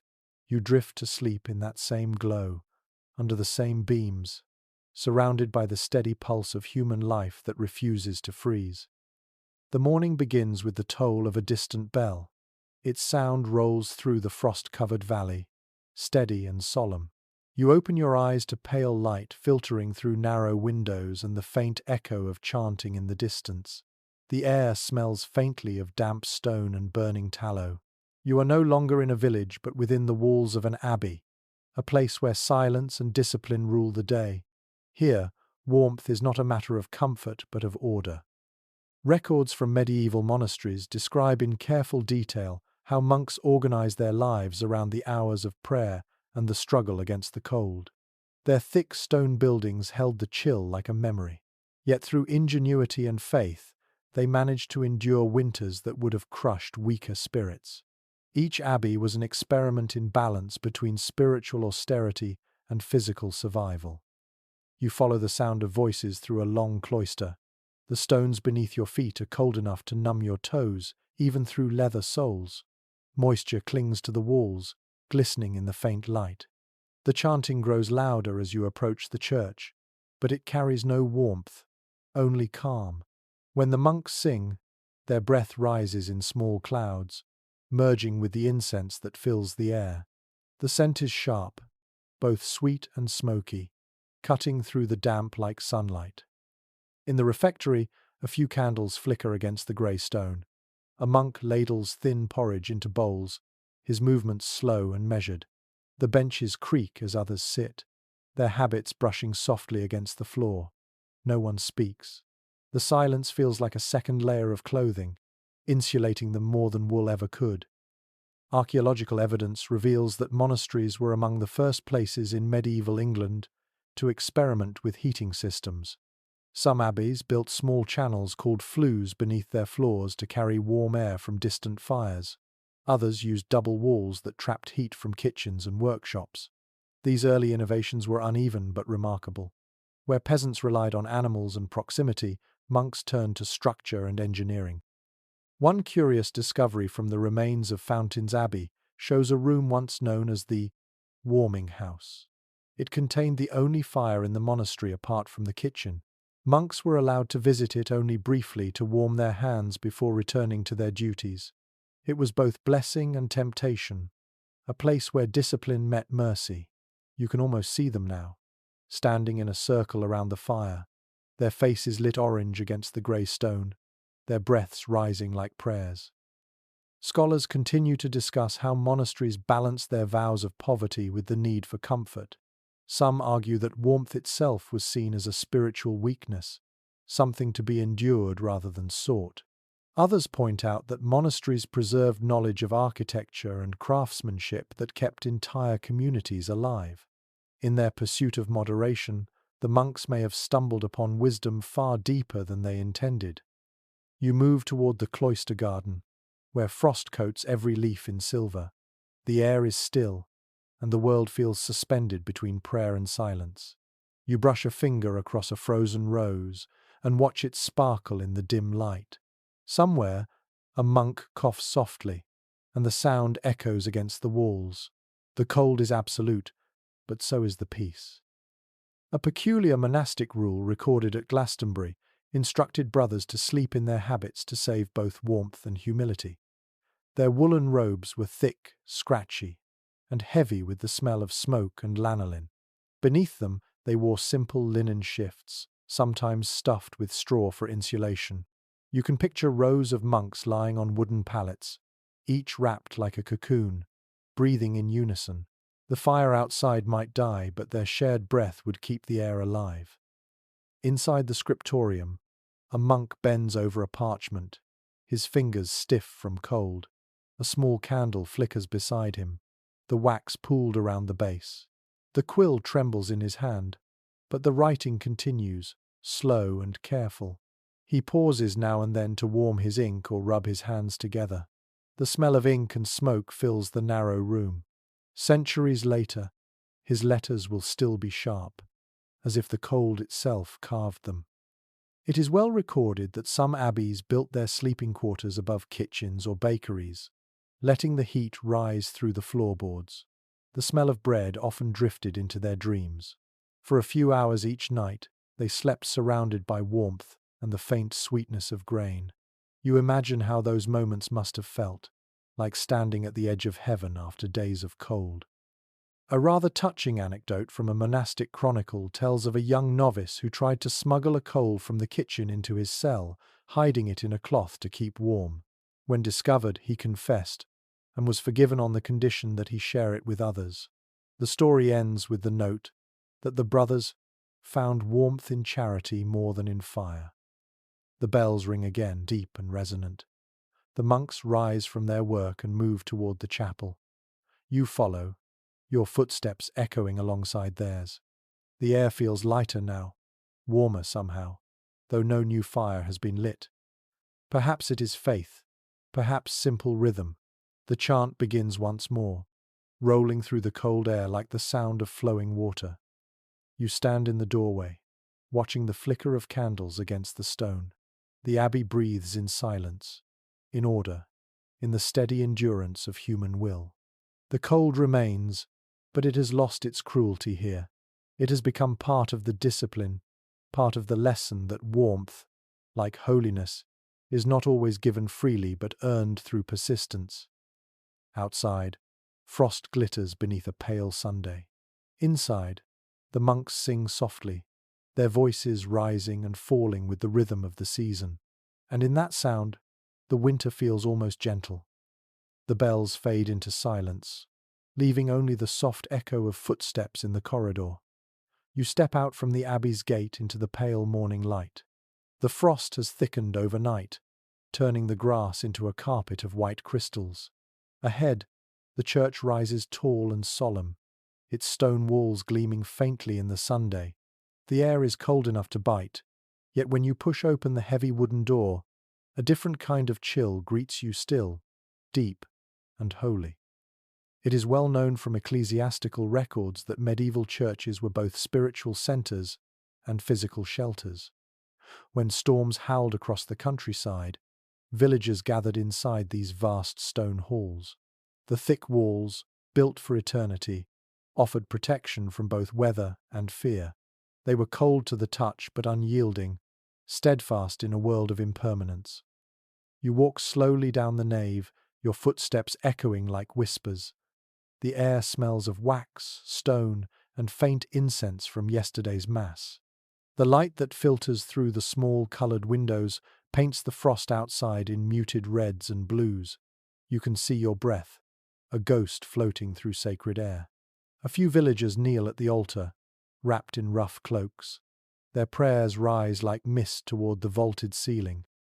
Archaeological studies of medieval churches reveal ingenious efforts to create warmth in these immense spaces.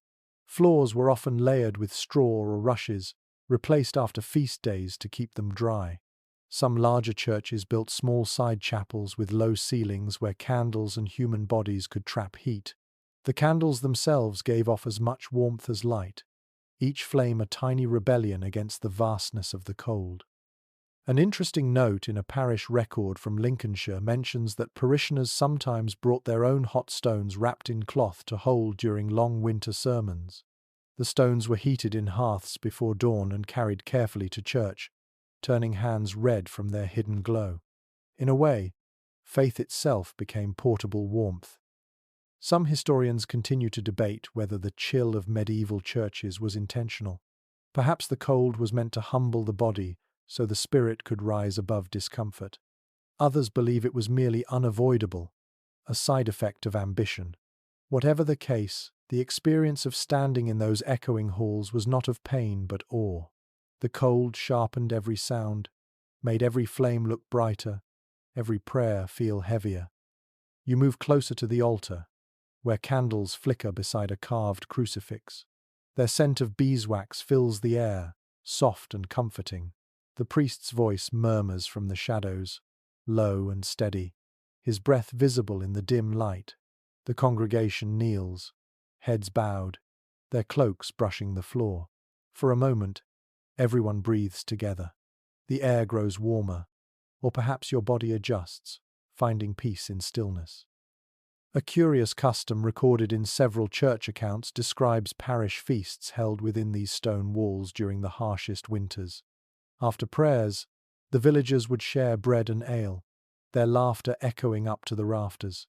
The heat of the crowd, the smoke of torches, and the smell of food would fill the building until the frost on the windows melted.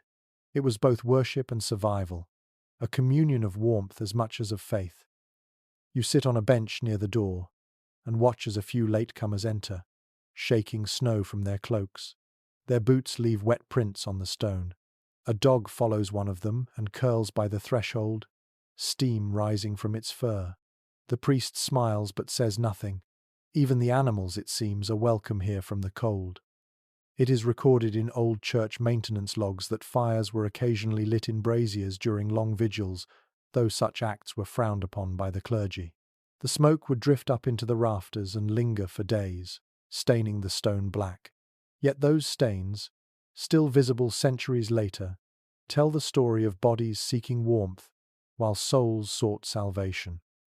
One peculiar tale from a Yorkshire parish tells of villagers who slept overnight in the church during a fierce snowstorm. They huddled together near the candles, sang hymns until dawn, and claimed afterward that the Virgin herself had walked among them, bringing warmth where none should have been. Whether true or not, the story became part of local faith, retold every winter when frost returned. As the service ends, the priest raises his hands, and the congregation answers with soft murmurs. Their voices echo through the stone arches, mingling with the sound of wind pressing at the doors. You can feel the moment linger in the air, fragile yet strong. When you step outside, the sunlight is blinding after the dimness inside. The cold rushes back around you, but it feels different now, less cruel. Behind you, the church stands silent, its windows glowing faintly like embers in daylight. It is more than a building. It is a furnace for the spirit, its heat invisible but enduring. You walk down the path toward the village. The air is filled with the distant sound of hammers and laughter, the rhythm of life continuing beneath the pale sky. The church bell rings once more, its voice rolling across the land, reminding everyone that warmth, faith, and endurance often share the same sound. The snow begins to melt as you leave the countryside behind.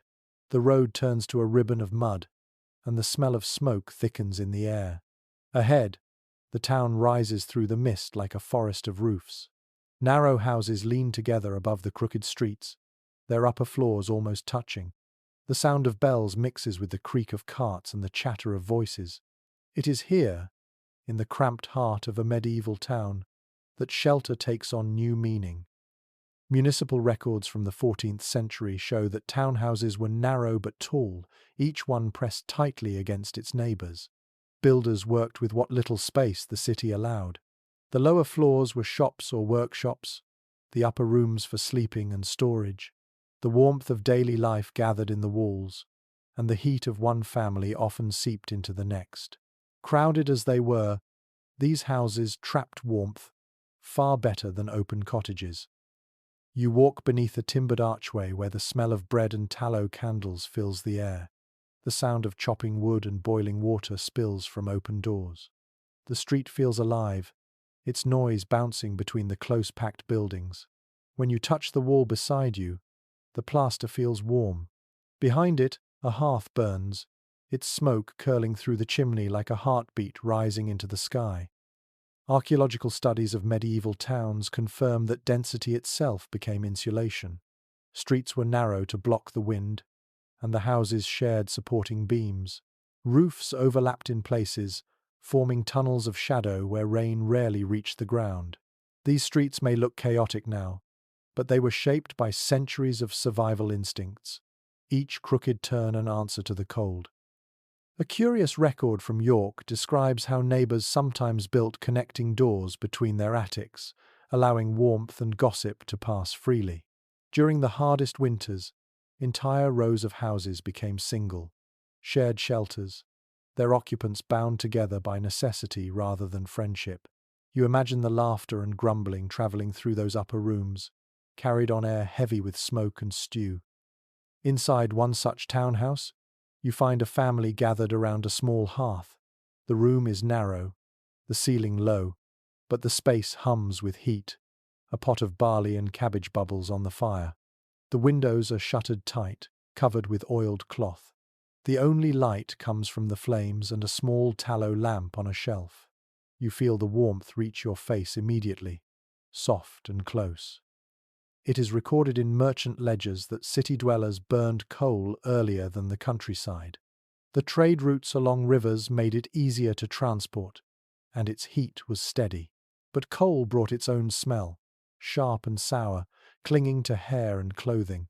Chroniclers in London complained that smoke from coal turned the sky black and made the air taste bitter, yet no one gave it up. The warmth was too valuable. Some historians still question whether city life truly offered more comfort than rural living. While the townhouses were better at holding heat, the air inside them was often foul, heavy with soot and breath. Fires were small to save fuel, and smoke lingered in the low rooms. Yet people adapted, finding balance between air and warmth, between the desire to breathe and the need to survive. You look up the narrow staircase, where a ladder leads to a loft above. The air grows thicker as you climb. In the attic, two children sleep under wool blankets, their faces flushed pink. The roof beams creak softly in the wind. Outside, the sound of distant bells drifts through the cracks. The city hums even at night, a low lullaby of wheels, hooves, and laughter. An unusual custom mentioned in civic ordinances describes how residents heated their walls with flues, vertical channels built beside hearths that carried smoke upward while warming the plaster. The idea spread slowly, and in time, it turned into a primitive form of central heating. You can feel it now, the faint pulse of warmth in the wall beside you, as if the house itself were breathing. Below, the mother stirs the pot and adds a pinch of dried herbs. The smell fills the air, rich and earthy. The father repairs a wooden shoe by the fire, tapping gently with his hammer. The sound blends with the soft hiss of boiling broth. The scene feels timeless, almost outside of history. The room glows orange, a small island of life in the grey city. From outside, you hear voices calling to one another across the narrow street. A merchant closes his shutters. Somewhere, a woman laughs. The warmth of hundreds of fires merges above the rooftops into a haze of smoke, glowing faintly in the moonlight. The air smells of coal, ash, and bread. It is not clean, but it is full of living. You realize that the city is its own form of hearth. Every alley, every window, every shared wall is part of a single, breathing organism built against the cold. The people may not see it that way, but the city knows. It holds them together through every frost. As you step outside, snow begins to fall again, dusting the narrow roofs. The glow of firelight shines through cracks in shutters. You walk down the street slowly, listening to the warmth of humanity echo from every wall. The houses seem to lean closer, as if they too seek comfort in one another. And for a moment, the city feels less like stone and wood, and more like a single beating heart in the middle of winter. You leave the narrow warmth of the main street and follow a muddy lane toward the edge of the town.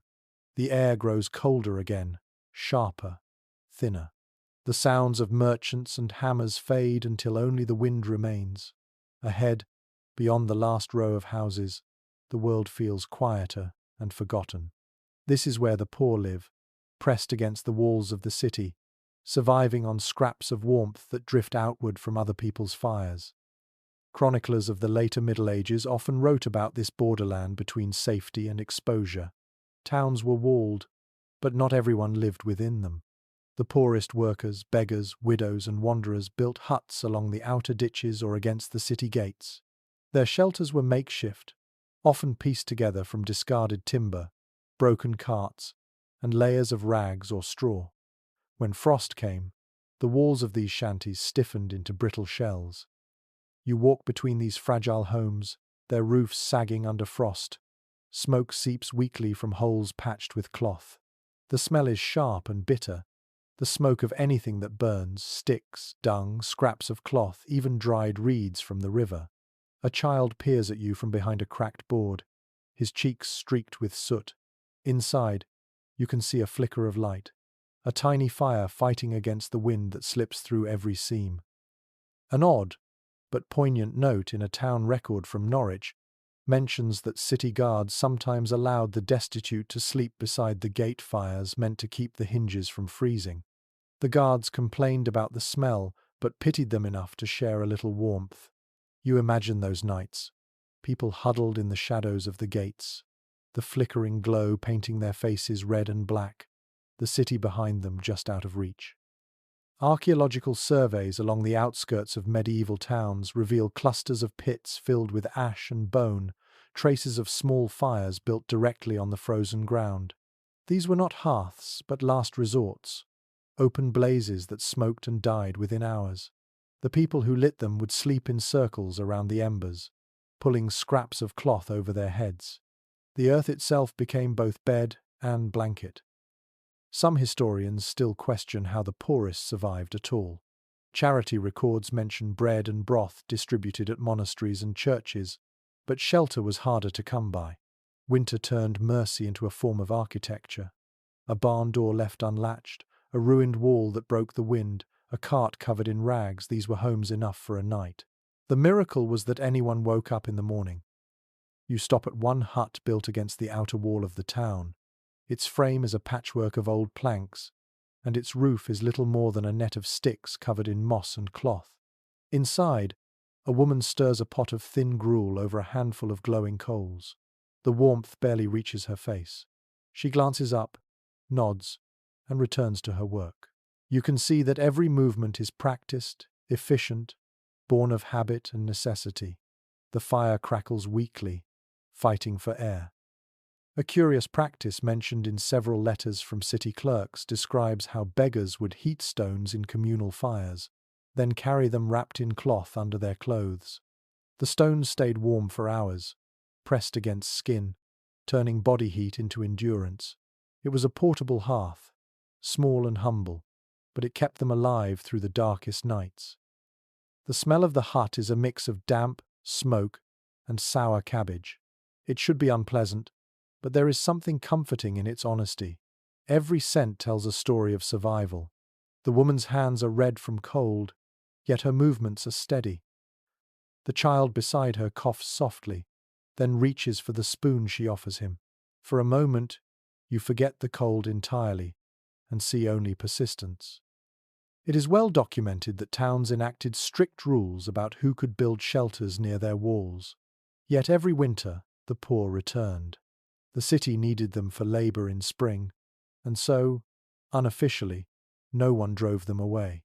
They became part of the landscape, the invisible edge between civilization and wilderness. A peculiar superstition collected by a 17th-century historian recalls that some of these outcasts placed sprigs of holly in their huts during Christmastide, believing it would keep frost spirits away. Even in poverty, they sought to decorate life, to claim beauty amid hardship. You can picture those red berries glowing against the grey of mud and smoke. As night falls, the wind grows stronger, and the huts creak softly under its touch. Fires inside flicker like stars about to die. The town's bells ring in the distance, faint and solemn.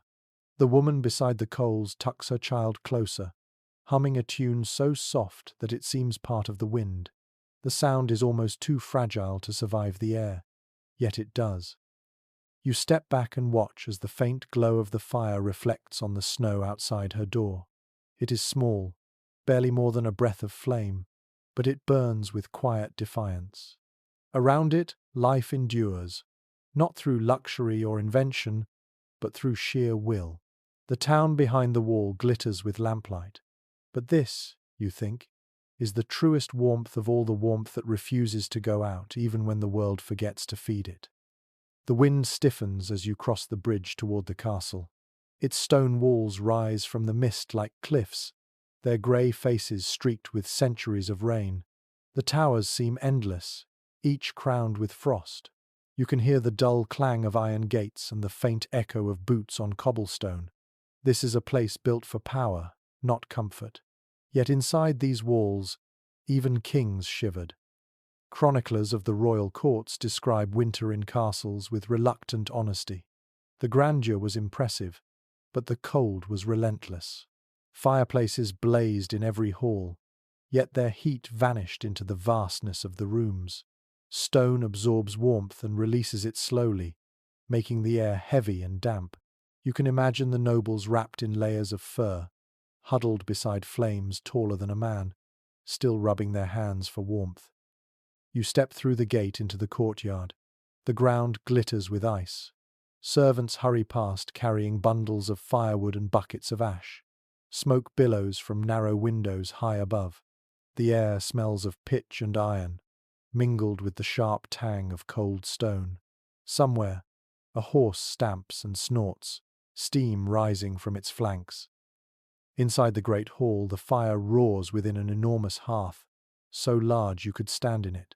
The light flickers across the banners and tapestries lining the walls. A servant throws another log into the blaze, and sparks dance upward, disappearing into the chimney. The warmth reaches you only faintly. The stone beneath your feet stays icy, no matter how high the flames climb. Architectural records and surviving castles reveal clever but imperfect attempts to trap heat. Thick woolen tapestries covered the walls, not just for beauty but to stop drafts. Floors were strewn with rushes and straw to block the chill from below. Some rooms even had wall fires, small grates built into the masonry to warm private chambers. These innovations softened the cold but never banished it. A curious report from a royal servant describes how the queen of one court ordered her bed draped with fur-lined curtains that could be tied shut from within.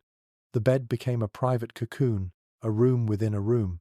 The servants warmed bricks in the kitchen and slipped them between the sheets before she slept.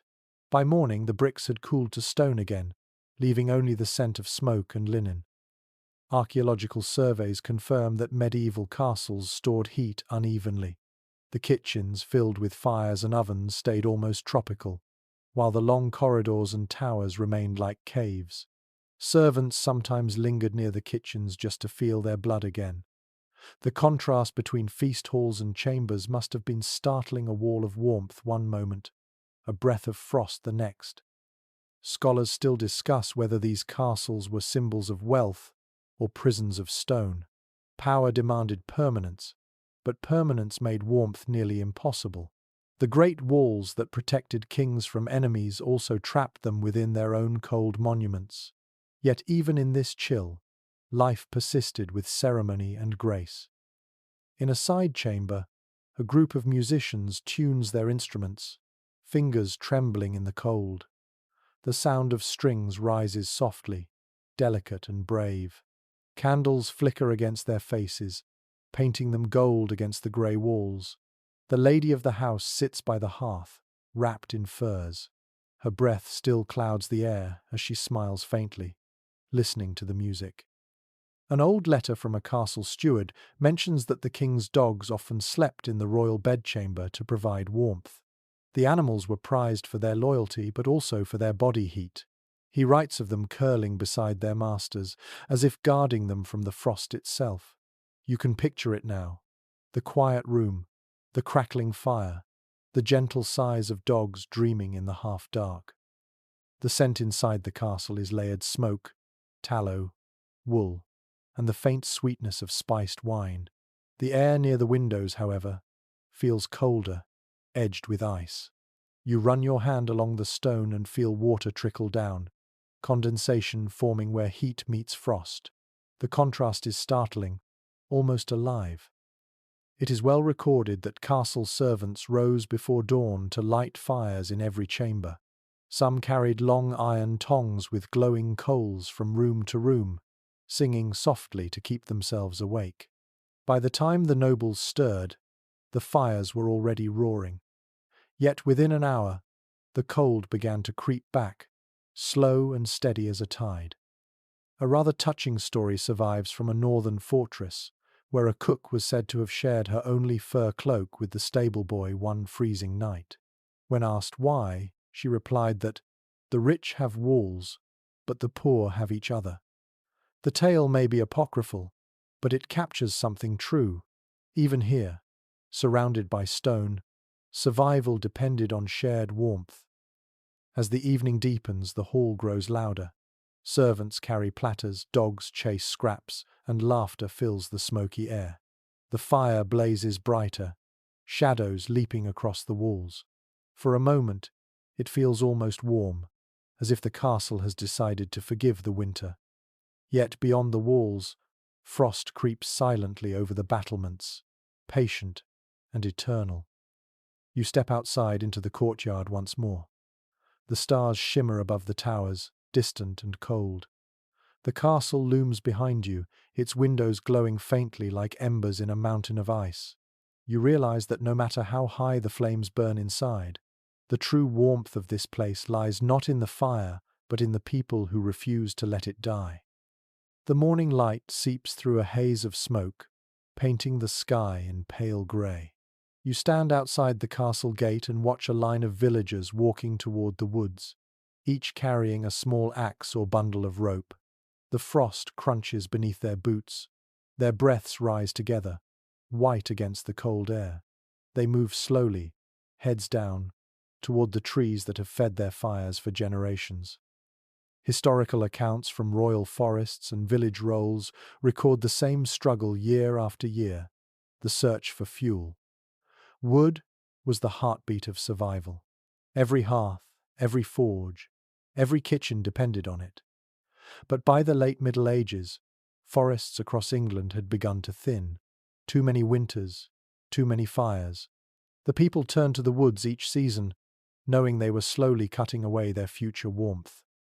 The path grows darker as you follow them beneath the bare branches. The air smells of sap and cold bark. You can hear the rhythmic thud of axes biting into trunks, followed by the long sigh of falling wood. Each impact echoes through the silence like a heartbeat. The villagers work quickly, their hands numb, their breath ragged. The sound of cracking timber feels almost like prayer. It is recorded in forest law documents that gathering wood without permission was a serious crime in royal lands. Yet everyone did it. Peasants risked fines or imprisonment for the right to keep their children from freezing. The rules said only fallen branches could be taken, but in the depths of winter, no one waited for trees to fall naturally. A single armful of dry wood could mean another night of life. An interesting note in a manorial report from the 15th century describes how communities organized wood watches, groups of villagers who gathered at dawn to cut and carry fuel together, each taking their share home before the bailiff arrived. The work was quiet, disciplined, almost military. You can imagine them moving through the snow like shadows, axes rising and falling in rhythm. Archaeological evidence from charcoal pits and old peat cuttings shows that when forests grew scarce, people turned to the earth itself for fuel. Peat, dried and stacked in blocks, became the new firewood of the poor. It burned slow and smoky, filling homes with a heavy scent of earth. Those who lived near rivers dug out peat bogs in summer and stored the bricks in sheds, knowing that each one would glow red in winter like a promise kept. Scholars still discuss whether deforestation changed the social order of medieval England. Some argue that scarcity drew communities together, forcing cooperation and shared rights to woodland. Others believe it deepened divisions, giving power to those who controlled the trees. What cannot be denied is that firewood became a form of currency as valuable as bread. A curious detail from one parish account mentions that disputes over fallen branches sometimes turned violent. Two families fought over a single log that had floated down a flooded river, and both were fined for disturbing the king's peace. The record ends with a note that the wood was claimed by neither side but burned in the manor hall for Judgment Day. You can almost smell the irony in the smoke. You walk deeper into the woods. The air grows still, the silence heavy. A man kneels beside a stump, splitting smaller logs with a hatchet. The blade sings through the air, the sound bright and precise. Chips of wood scatter around him like snowflakes. He pauses to wipe his brow. then stacks the pieces carefully in a rope net. His hands are red, cracked from frost, but his movements are steady. Every cut carries the rhythm of survival. The smell of resin thickens as more trees fall. Somewhere nearby, someone whistles a low tune to keep the pace. The forest echoes with it, as if humming in return. You realize that this ritual has been performed for centuries, each winter carving the same scars into the land. It is well documented that as wood grew scarce, some villages adopted communal storage sheds for firewood. The poorest could take from them when their own piles ran low. The wood was marked with symbols, lines, crosses, or simple initials to show who had contributed. It was a quiet system of generosity, a way to survive without shame. A rather unusual practice mentioned in the writings of a friar tells of people blessing their wood piles at the start of winter, sprinkling them with salt and muttering prayers that the fire might burn bright and kindly. The gesture may have been superstition, but it gave comfort. Fire was more than warmth, it was faith made visible. By evening, the villagers begin their return. The sound of dragging sledges echoes across the fields. Each bundle of logs leaves a dark trail in the snow. You walk with them, feeling the weight of the forest behind you and the pull of home ahead. The air smells of wood, smoke, and sweat, of effort and endurance. As you near the village, chimneys begin to smoke again, thin ribbons of grey rising into the twilight. You realize that each column of smoke represents a victory, small but real. The fires will burn tonight. The children will sleep. The frost will stay outside a little longer. You look back at the forest, its edges dim and quiet. The trees stand like sentinels, half vanished but still defiant. The wind moves through them with a sigh that sounds almost human. You understand then that survival has always been a conversation between people and the land. Every spark of warmth is borrowed, every ember a debt to the world that gave it. The air inside the cottage hums softly with warmth. Outside, the world is still white, but in here, the smell of food fills the space, thick and comforting. The fire burns low and steady, licking at the blackened pot that hangs from an iron hook. Steam rises, curling into the rafters and clinging to the thatch.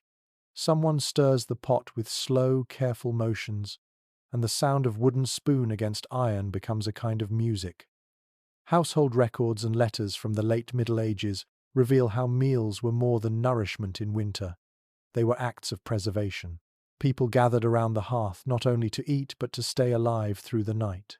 Food was warmth, fire disguised as flavor. Most of what they ate was humble, pottage, a thick stew of whatever could be spared. On cold nights like this, even thin broth carried the comfort of survival. You peer into the pot. The stew is bubbling lazily, a mixture of barley, onions, and bits of dried meat. The smell is earthy, rich, and faintly smoky from the wood fire beneath. A few herbs float on top, their green faded but still fragrant. When the woman stirs, the steam bathes her face in mist, softening every line. The air around her glows golden in the firelight. It is well known from manor inventories that winter meals often lasted hours. With daylight short and work limited, people lingered around the hearth, talking quietly while the stew thickened. Bread baked on the hearthstones or in clay ovens beside the fire. The heat from cooking did double duty, warming both food and people. The rhythm of boiling and stirring became the heartbeat of the home. A curious entry in a monastic cookbook mentions that barley pottage was said to comfort the chest during cold months. It was not just food but medicine, infused with herbs thought to protect against fever. Mint, sage, or thyme might be added if available. Whether or not it worked, the scent alone must have lifted spirits, a reminder that warmth could be tasted as well as felt. Archaeological evidence from hearth remains shows blackened stones, stained with layers of soot and fat, proof of decades of cooking in the same place. Some stones were worn smooth where pots rested year after year. You can picture the countless meals they held, each one a quiet celebration of endurance. Some historians continue to debate how communal meals shaped medieval life. In small cottages, everyone shared the same pot, dipping bread into the broth. Richer households served courses, each dish carried with ceremony. But in both, the act of eating together dissolved barriers. For an hour or two, hunger, cold, and class gave way to something universal. A strange but endearing note from a 14th century diary tells of villagers singing softly while stirring their pottage, believing it helped the stew thicken evenly. The writer claims he tried it himself and swore it worked. You can almost hear the tune now, low and steady, blending with the hiss of the fire. The cottage glows brighter as more people gather. The father returns from the woods, his arms full of damp logs. He shakes off snow and adds a piece to the fire. The flame jumps higher, its light flickering over the faces around the hearth. The pot bubbles more fiercely now, sending bursts of steam into the air. The smell fills every corner of the room until it feels like something you could rest inside. It is recorded in household manuals that families saved their best ingredients for winter feasts. On special nights, they added bacon fat, a handful of peas, or even a dried apple for sweetness. Food was rationed carefully through the season, but celebration still found its way to the table. The warmth of those nights lingered longer than the meal itself. A rather touching custom mentioned in old parish notes describes families sharing leftover broth with neighbours.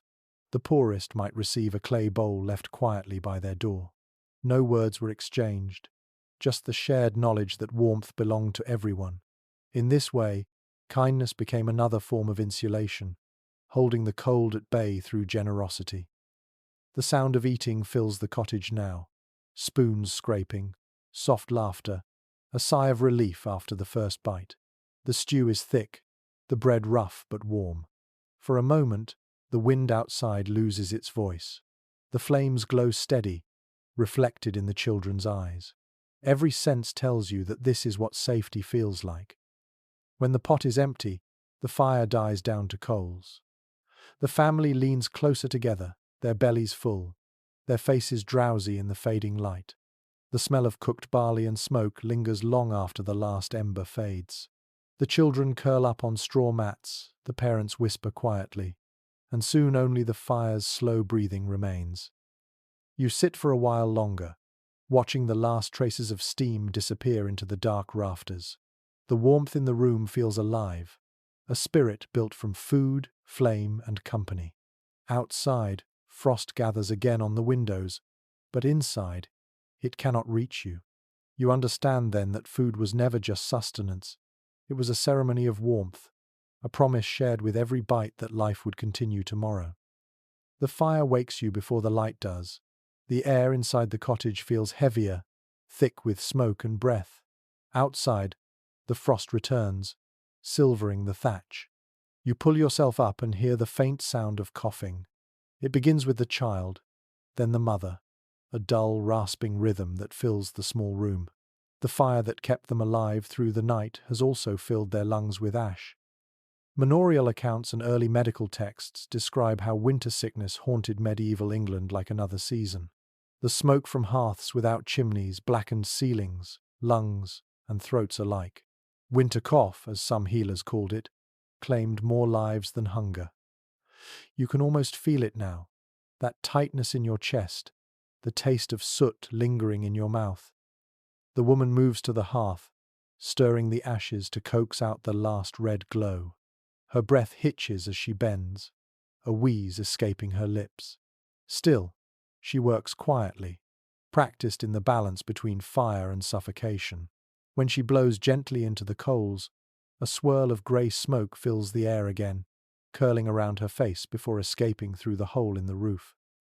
It is well recorded in local parish chronicles that people believed sickness came from bad airs, heavy vapours that clung to rooms.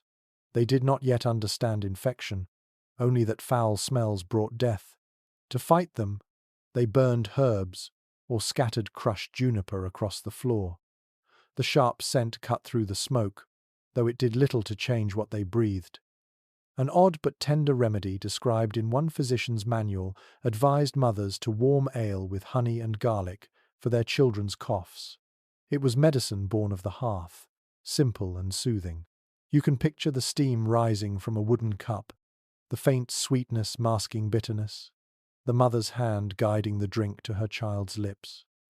Archaeological findings from preserved village sites reveal layers of soot coating the rafters, sometimes thick enough to preserve the imprint of woven thatch beneath. Centuries of smoke became part of the architecture, embedding sickness in the very structure of homes. The same warmth that kept the cold out turned the air into a slow poison. Scholars continue to discuss how medieval people balanced this cruel paradox. Some argue that they accepted it as the cost of survival, while others believe they sought constant small improvements, higher smoke holes, slightly raised hearths, makeshift vents. Whatever their reasons, they lived in the same dance between fire and breath that humanity still knows. You step outside for air, and the frost bites sharply at your face. The sky is pale and clear. The cottages around you send up thin ribbons of smoke, rising straight into the cold morning. It looks peaceful from here, almost beautiful, but you know what that smoke carries. Inside every home, people cough, sniffle, and mutter small prayers between breaths. A curious superstition mentioned in a rural account from Somerset tells that families would open their doors for a moment at sunrise to let the evil vapours escape. They called it releasing the night. You can imagine them standing in the doorway, faces half asleep, breathing in the cold air as if to wash their lungs. For a few seconds, the home exchanged breath with the morning, and the day began. You return indoors, and the warmth wraps around you again, heavy but familiar. The children sit near the fire, faces flushed, while the mother crushes dried herbs in a small bowl. The smell of thyme and sage fills the air, sharp and green, mingling with the smoke. She murmurs a short prayer as she sprinkles the mixture onto the coals. The fire hisses and releases a thin, fragrant vapor. For a moment, the air feels clean. It is recorded in monastic infirmary notes that monks prescribed similar fumigations for the sick. They believed smoke could purify both body and soul. Some burned frankincense or rosemary, others simple straw. The act was half medicine, half ritual. In the dim light of the cottage, the same logic lives on. A rather haunting entry in a medieval coroner's roll tells of an old man found dead beside his fire, his face darkened with soot but his expression peaceful. The scribe wrote that he slept too near the blessing. The phrase lingers, both tragic and poetic. To die in warmth was still better than to die in the cold. You sit quietly by the hearth, the smoke curling around you like a slow river. The air tastes of ash and herbs. You breathe carefully, feeling the warmth settle deep in your chest. Outside, the wind presses against the door, testing the cracks, but inside there is still light, still life. When the coughing fades, the room grows still again. The mother hums a lullaby, her voice rough but steady. The child drifts to sleep beside her, curled beneath a thin blanket. The fire flutters and sighs, casting faint shadows that move like ghosts on the wall. You know that by morning, the coughing will return. But for now, the house is quiet, the warmth enough to make breathing easy again. You close your eyes and listen to the fire's slow rhythm, thinking of the thousands of homes just like this one, breathing smoke and life into the cold. Each hearth is both healer and hazard, a reminder that comfort always carries a price, and yet it is a price no one hesitates to pay. The sun climbs slowly through a pale winter sky, and the snow outside has begun to melt into thin ribbons of water. You step out into the chill morning air and see a group of villagers gathered near a large frame of poles. They are stretching wool and linen across them, the fabric stiff with frost. Their hands are red, their breath clouding the air. Yet there is laughter among them, the steady rhythm of work turning hardship into ritual. Manor accounts and craft records describe how spinning and weaving were not only sources of livelihood, but defences against the cold. Every thread, every length of fabric carried warmth from one season to the next. Cloaks, tunics, blankets, and wall hangings all began in moments like this, hands moving patiently, twisting fibres into strength. The tools were simple, yet the results were precious. You walk closer and hear the creak of the spinning wheel. A woman sits on a stool beside it, her foot pushing the treadle in slow rhythm. The wheel hums like a whispering song. Her fingers twist the wool into a thin, steady thread that coils around the spindle. The movement is so fluid it feels ancient, as though it has always existed. It is recorded in the household manuals of the 14th century that winter spinning was a communal task. Families gathered indoors by the fire, spinning and mending while stories filled the air. The sound of the wheel joined the crackle of the flames, and conversations softened the long nights. Spinning was work, but it was also company, a way to weave time itself into something warm. A curious note in a cloth merchant's journal mentions that some people added oil to their wool before spinning to make it more supple in cold weather. The smell of the oil mixed with the scent of lanolin from the fleece, creating a fragrance both sweet and animal. You can almost feel it in the air now. The tang of labor, the warmth of creation. Archaeological evidence from old textile workshops shows that many rural households produced their own cloth. Spindles carved from bone and whorls made of baked clay have been found beside hearths. The hearth was not only the source of heat but the center of industry, the same fire cooking stew by day and drying dyed yarn by night. Some researchers continue to debate how much of medieval England's textile skill came from professional guilds and how much from home, perhaps the two worlds intertwined. The finest linen might come from towns, but the strongest wool was spun in cottages where fingers had learned patience from the cold itself. You watch as the woman winds her finished thread into a skein, then passes it to a young girl, who dips it into a pot of dye. The water hisses faintly, releasing steam tinted with faint blue. The smell of herbs and wet wool fills the air. They are using woad, a plant once so valuable that entire villages grew rich from its trade. Its blue was deep and steady, the color of twilight frozen into fabric. A peculiar bit of folklore preserved in a regional tale says that people believed woad dye could protect the wearer from frost. Warriors once painted their skin with it, and later, shepherds wore blue cloaks through winter. Whether it helped or not, the color itself carried the promise of endurance. Inside the cottage, lengths of fabric hang from wooden poles, drying slowly in the smoky warmth. They sway slightly when the door opens, releasing a scent of damp wool and ash. The air hums with the faint rhythm of weaving. The loom stands in the corner, its frame heavy and graceful. A man pulls the shuttle through the threads, his movements steady and hypnotic. The thud of the beater echoes through the room like a heartbeat. It is well documented that looms were among the most valuable possessions in a peasant's home. They took up space, but paid for themselves in warmth. Coarse wool became blankets. Lighter weaves turned into tunics or hoods. Every scrap mattered. When fabric tore, it was patched and repurposed, until nothing remained but rags to be twisted into cords or packed into wall cracks for insulation.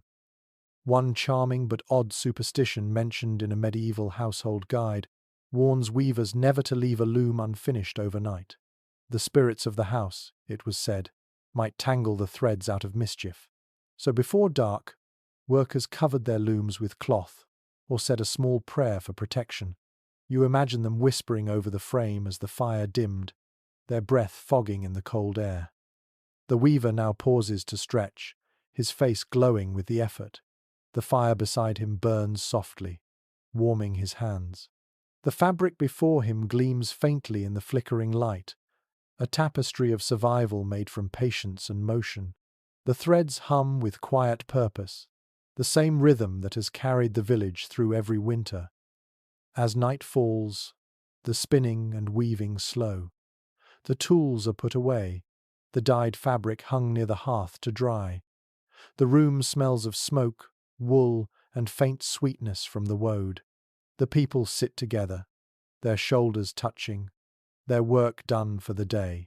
The walls are lined with the fruits of their labor rolls of cloth folded neatly, blankets draped over benches, proof that warmth can be made by hand. You watch them in silence and feel a deep calm. The fire crackles, and the wheel spins once more before stopping. In that stillness, you understand that what they have built is not only fabric but connection, each thread binding them to one another and to the promise of tomorrow's fire. The sky is clear and brittle, the kind of blue that makes every sound seem sharper. You walk along the frozen lane past the last cottages toward the river. The ice there glimmers like glass, split by dark veins of water. A few figures move across it, cautious but steady, pulling sleds of reeds and rushes. Their laughter carries through the still air, bright and human. Chronicles of rural England record that in the hardest winters, rivers became both barrier and blessing. The frozen surface allowed people to travel quickly, even haul goods between villages, while the reeds growing along the banks became tools of warmth.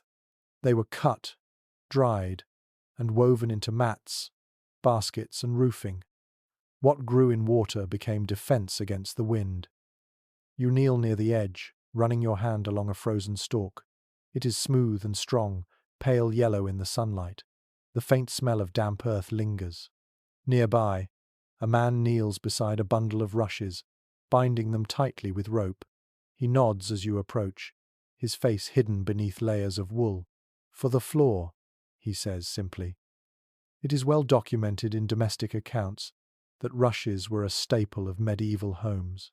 Spread across the floor, they trapped warmth, absorbed dampness, and softened every step. Twice a year, usually at midsummer and Michaelmas, they were replaced with fresh ones. But in the depth of winter, new rushes meant comfort restored. The sound of them crackling underfoot was the sound of a home breathing again. An intriguing entry in a London steward's journal mentions that wealthy households perfumed their rushes with herbs or crushed petals before laying them. The poor, lacking such luxury, relied on the clean scent of dried plants alone. Yet even without perfume, the rush floor turned a bare room into something living. The plants released a faint, sweet fragrance when trampled, a reminder of summer long gone. Archaeological finds in long-abandoned cottages show layers of rush mixed with ash, bone, and seeds pressed deep into the earth. Each layer marks a year of life, of meals, of firelight and footsteps. To walk upon them was to walk upon memory. Some historians continue to discuss whether the constant use of rush flooring made homes less clean or more comfortable. Modern minds might imagine filth, but the reality was gentler. Rushes kept feet dry and cold air away. In the flickering half-light of a single candle, the green-gold floor must have looked like a meadow trapped inside stone. A curious old saying recorded by a priest goes, "New rushes, new luck." Villagers believed that changing the floor in winter could drive out illness and sorrow. It was both hygiene and superstition, practicality wrapped in hope.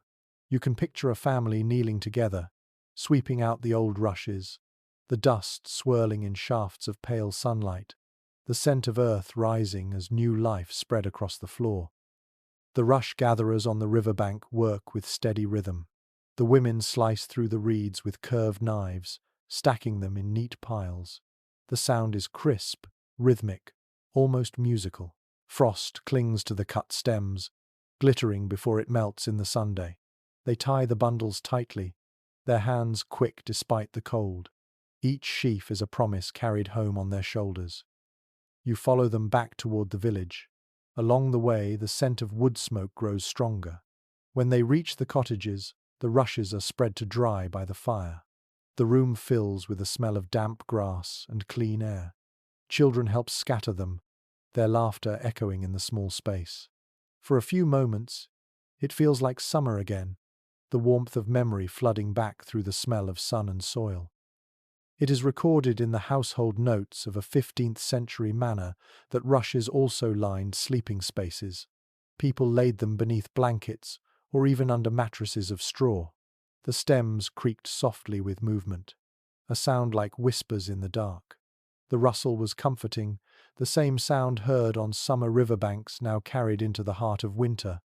A peculiar habit noted in folk tradition describes villagers burning old rushes at the start of the new year, believing the smoke carried away misfortune. The flames would crackle and flare green from the oils in the stalks, and people watched silently, each thinking of the year to come. As night falls, the newly laid rushes glow golden in the firelight. The floor smells fresh and clean. The children lie on it near the hearth, tracing patterns with their fingers. The mother hums softly, her voice mingling with the faint hiss of burning logs. The rushes shift beneath her feet, whispering with each step, a chorus of soft sound that fills the silence between breaths. Outside, frost creeps once more across the fields, but inside, the scent of river plants and fire creates a gentler kind of world.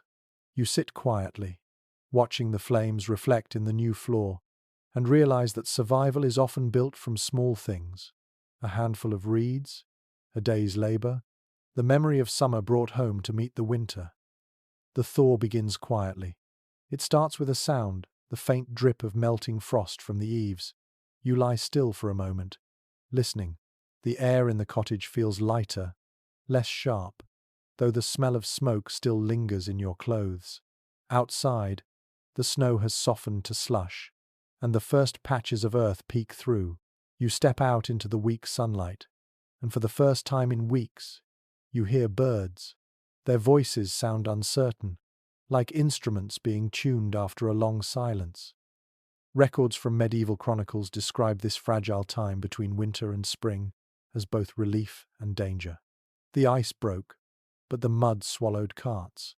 The cold eased, but sickness often struck hardest when warmth returned. People called it the hungry gap, the season when winter stores were nearly gone and the fields not yet ready to give back. Survival shifted from endurance to patience. You walk toward the fields, where the ground glistens dark and wet.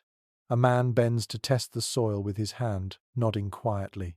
Behind him, a boy carries a basket of tools patched with wire and hope. The smell of thawed earth fills the air, damp, heavy, and faintly sweet. Steam rises from the fields as sunlight touches the frost. It feels as though the land is breathing again. Archaeological studies of medieval farms reveal how villagers used this short window to prepare for planting. They mended fences, patched roofs, and gathered the last dry wood before the spring rains. The energy of the community shifted from hiding to rebuilding. In every hammerstroke and every footprint in the mud, you can sense the rhythm of renewal. A peculiar custom noted in a parish ledger describes how people lit small bonfires in the thawing fields, offerings of thanks to the earth for surviving another winter. They tossed dried herbs into the flames, watching the smoke rise like prayers. The heat from those fires marked both farewell and beginning, the last glow of winter giving birth to spring. Inside the cottages, the changes are subtle but real. The rushes on the floor smell stronger now, releasing their grassy scent as the air warms. The animals shift restlessly, sensing the season's turn. The fires burn smaller, more for cooking than survival. The smoke no longer clings to the ceiling. It drifts lazily upward, as if reluctant to leave. It is well recorded that during this time, people cleaned their hearths, scraping soot from the stones and sweeping ash into the fields as fertilizer. The act was both practical and symbolic, a purging of the old season.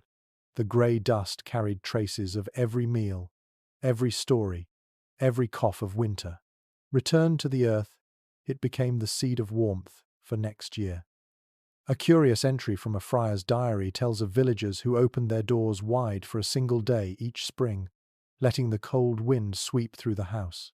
They called it the cleansing.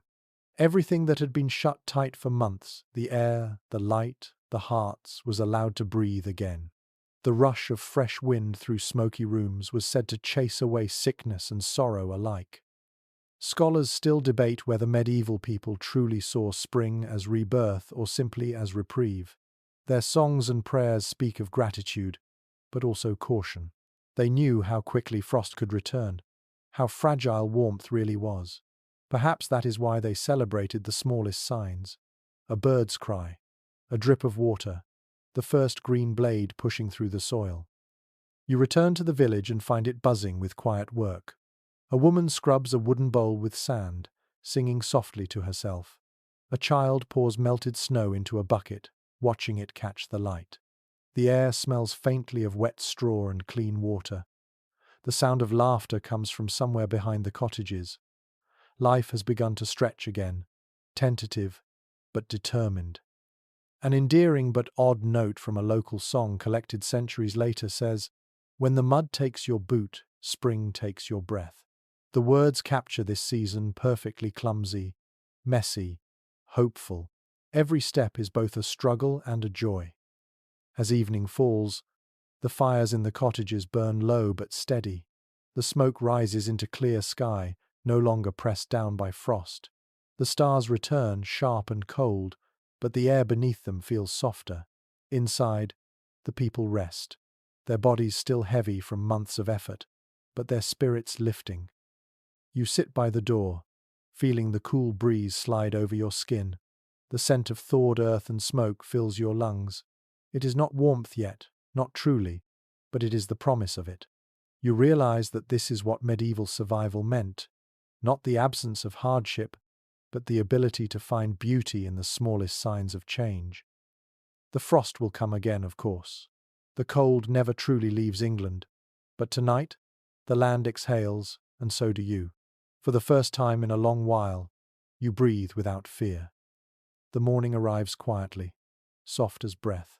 Mist curls along the hedgerows, blurring the line between sky and earth. You wake to the sound of dripping water, each drop striking the thawed ground with patient rhythm. The world feels tender again, as though winter has loosened its grip at last.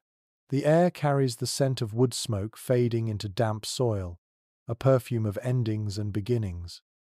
Chroniclers from the late medieval period often wrote of this moment when warmth first returned to the land. It was not a sudden triumph, but a slow surrender, a series of small miracles: ice melting from the eaves, birds returning to the trees, the first buds swelling beneath cold bark. The people did not cheer, they simply exhaled, as if remembering how to breathe. You walk through the village and see doors left open for the first time in months. Smoke no longer clings to the air but drifts upward in graceful spirals. The cottages, once sealed tight against frost, now breathe with the weather. Inside each doorway, you glimpse movement: women sweeping out old rushes, men mending tools, children chasing the light as it spills across the floor. It is recorded in manor rolls that spring cleaning was both duty and ceremony. Every surface was scrubbed, every hearth emptied, every trace of soot carried out to the garden. Ashes from the winter fires were scattered into the fields as offering, mixed with new seed. The people believed it made the earth fertile again, and perhaps it did. The scent of ash and soil mingled in the air, heavy with the memory of survival. An endearing note in a parish ledger mentions that neighbours exchanged small gifts at the first thaw: eggs, herbs, or candles saved from feast days. The gesture was simple, a quiet acknowledgement that they had endured together. No one spoke of the cold. There was no need. It lingered in their bones, but it no longer ruled their days. Archaeological traces show that these moments of renewal left marks even in the soil. Charcoal, pollen, and seeds lie together in layers beneath old villages, proof of the yearly rhythm of fire, hunger, and growth. The pattern repeats endlessly, as if the land itself keeps time with human hope. A curious custom from certain shires involved lighting a single candle at dusk on the first truly warm day. Families gathered in silence, watching the flame until it guttered out. They said it carried the last breath of winter away. The house then belonged to spring. You can almost see the faint glow reflected in tired eyes, the quiet gratitude that needed no words. Some historians still wonder what warmth meant to those who lived then. To us it is comfort. To them it was salvation. It was the proof that faith, whether in God, the seasons, or simple endurance, had not been misplaced. The fire, the hearth, the roof above their heads, the body beside them, all were miracles repeated daily until they became ordinary again. You walk beyond the village to where the fields begin. The ground is soft underfoot, speckled with the first shoots of green. The river runs free now, its surface shining like glass under the pale Sunday. You kneel and touch the soil. It is cold but alive. The scent of mud clings to your fingers, mingled with the faint sweetness of new grass. In that moment, you remember every sound of winter: the crack of ice, the hiss of peat, the whisper of straw, the sigh of fire dying low. Each memory carries weight, yet none feel cruel anymore. They have become part of the story of endurance, the long conversation between humanity and the season that tried to silence it. It is written in the journals of travellers that spring in England never arrives all at once. It steals in softly, unnoticed, until one day you realize you have not shivered in hours. You look up and see the sky bluer than it has been in months. You hear laughter instead of coughing. The fires burn slower, their smoke thinner, their warmth now gentle instead of desperate. A rather touching proverb from an old prayer book says, "The heart keeps the fire when the wood is gone." You think of the people you have watched through these long months, the mothers stirring their pots, the carpenters shaping beams, the monks whispering prayers through frozen breath, and you understand what the words mean. Warmth was never only a flame. It was faith made visible in every act of care. As you walk back toward the village, you pass a cottage door left wide open. Inside, a woman hums as she washes a wooden bowl. A cat stretches in the sunlight. The air smells of clean rushes and baking bread. The smoke from the hearth drifts gently out the chimney, pale and calm. The sound of a hammer echoes from somewhere nearby, fixing something for the next season. Life moves forward quietly, as it always does. You pause on the hill above the fields and look back. The roofs gleam in the light, each one a mark of human will. The fires that once fought the darkness now burn for comfort, not survival. The cold will come again, but the people will be ready. They have built their shelters, their tools, their memories, and their courage into the very bones of the land. You breathe in deeply. The air is cool, fragrant with thawed soil and distant wood smoke. The world feels new but also ancient, caught between endings and beginnings. The story of warmth continues, not in the fire but in every hand that tends it. And so, as the day fades into gold, you let your eyes close for a moment. The sound of the river, the murmur of voices, the faint crackle of distant hearths, all merge into a lullaby of peace. The cold is gone for now. The land sleeps lightly beneath your feet, and you too drift into stillness, knowing that the long winter has finally released its hold. The fire inside your thoughts burns low now, steady and calm. The voices of the villagers fade, replaced by the slow rhythm of your own breathing. The world outside is quiet. The air feels softer, warmer, as if the earth itself is sighing with relief. You imagine walking once more through that English village. The snow has melted, leaving narrow streams along the road. The cottages glimmer in the last light of dusk, their chimneys trailing thin lines of smoke that vanish into the sky. A door opens somewhere, spilling a faint glow across the mud. You hear laughter, then silence again.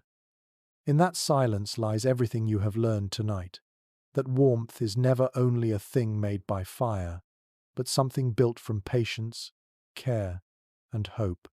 It hides in the work of hands, in the breath shared between people, in the courage to face each new season without knowing how long it will last. The people you met have long turned to dust, but their fires still burn in every home that stands against winter. Every wall built to keep out the cold, every blanket pulled tight, every light left burning in the dark is an echo of them. Now, the story has quieted. The wind outside has softened to a murmur. The rhythm of your breath matches the rhythm of the earth slowly waking. Let your thoughts loosen. Let the warmth you have carried through this long journey settle deep inside you, steady and safe. Close your eyes. Feel the fire dim to a gentle glow. Somewhere, far away, the last snow melts under a rising Sunday. Everything is still. Everything is warm. Everything, at last, is quiet.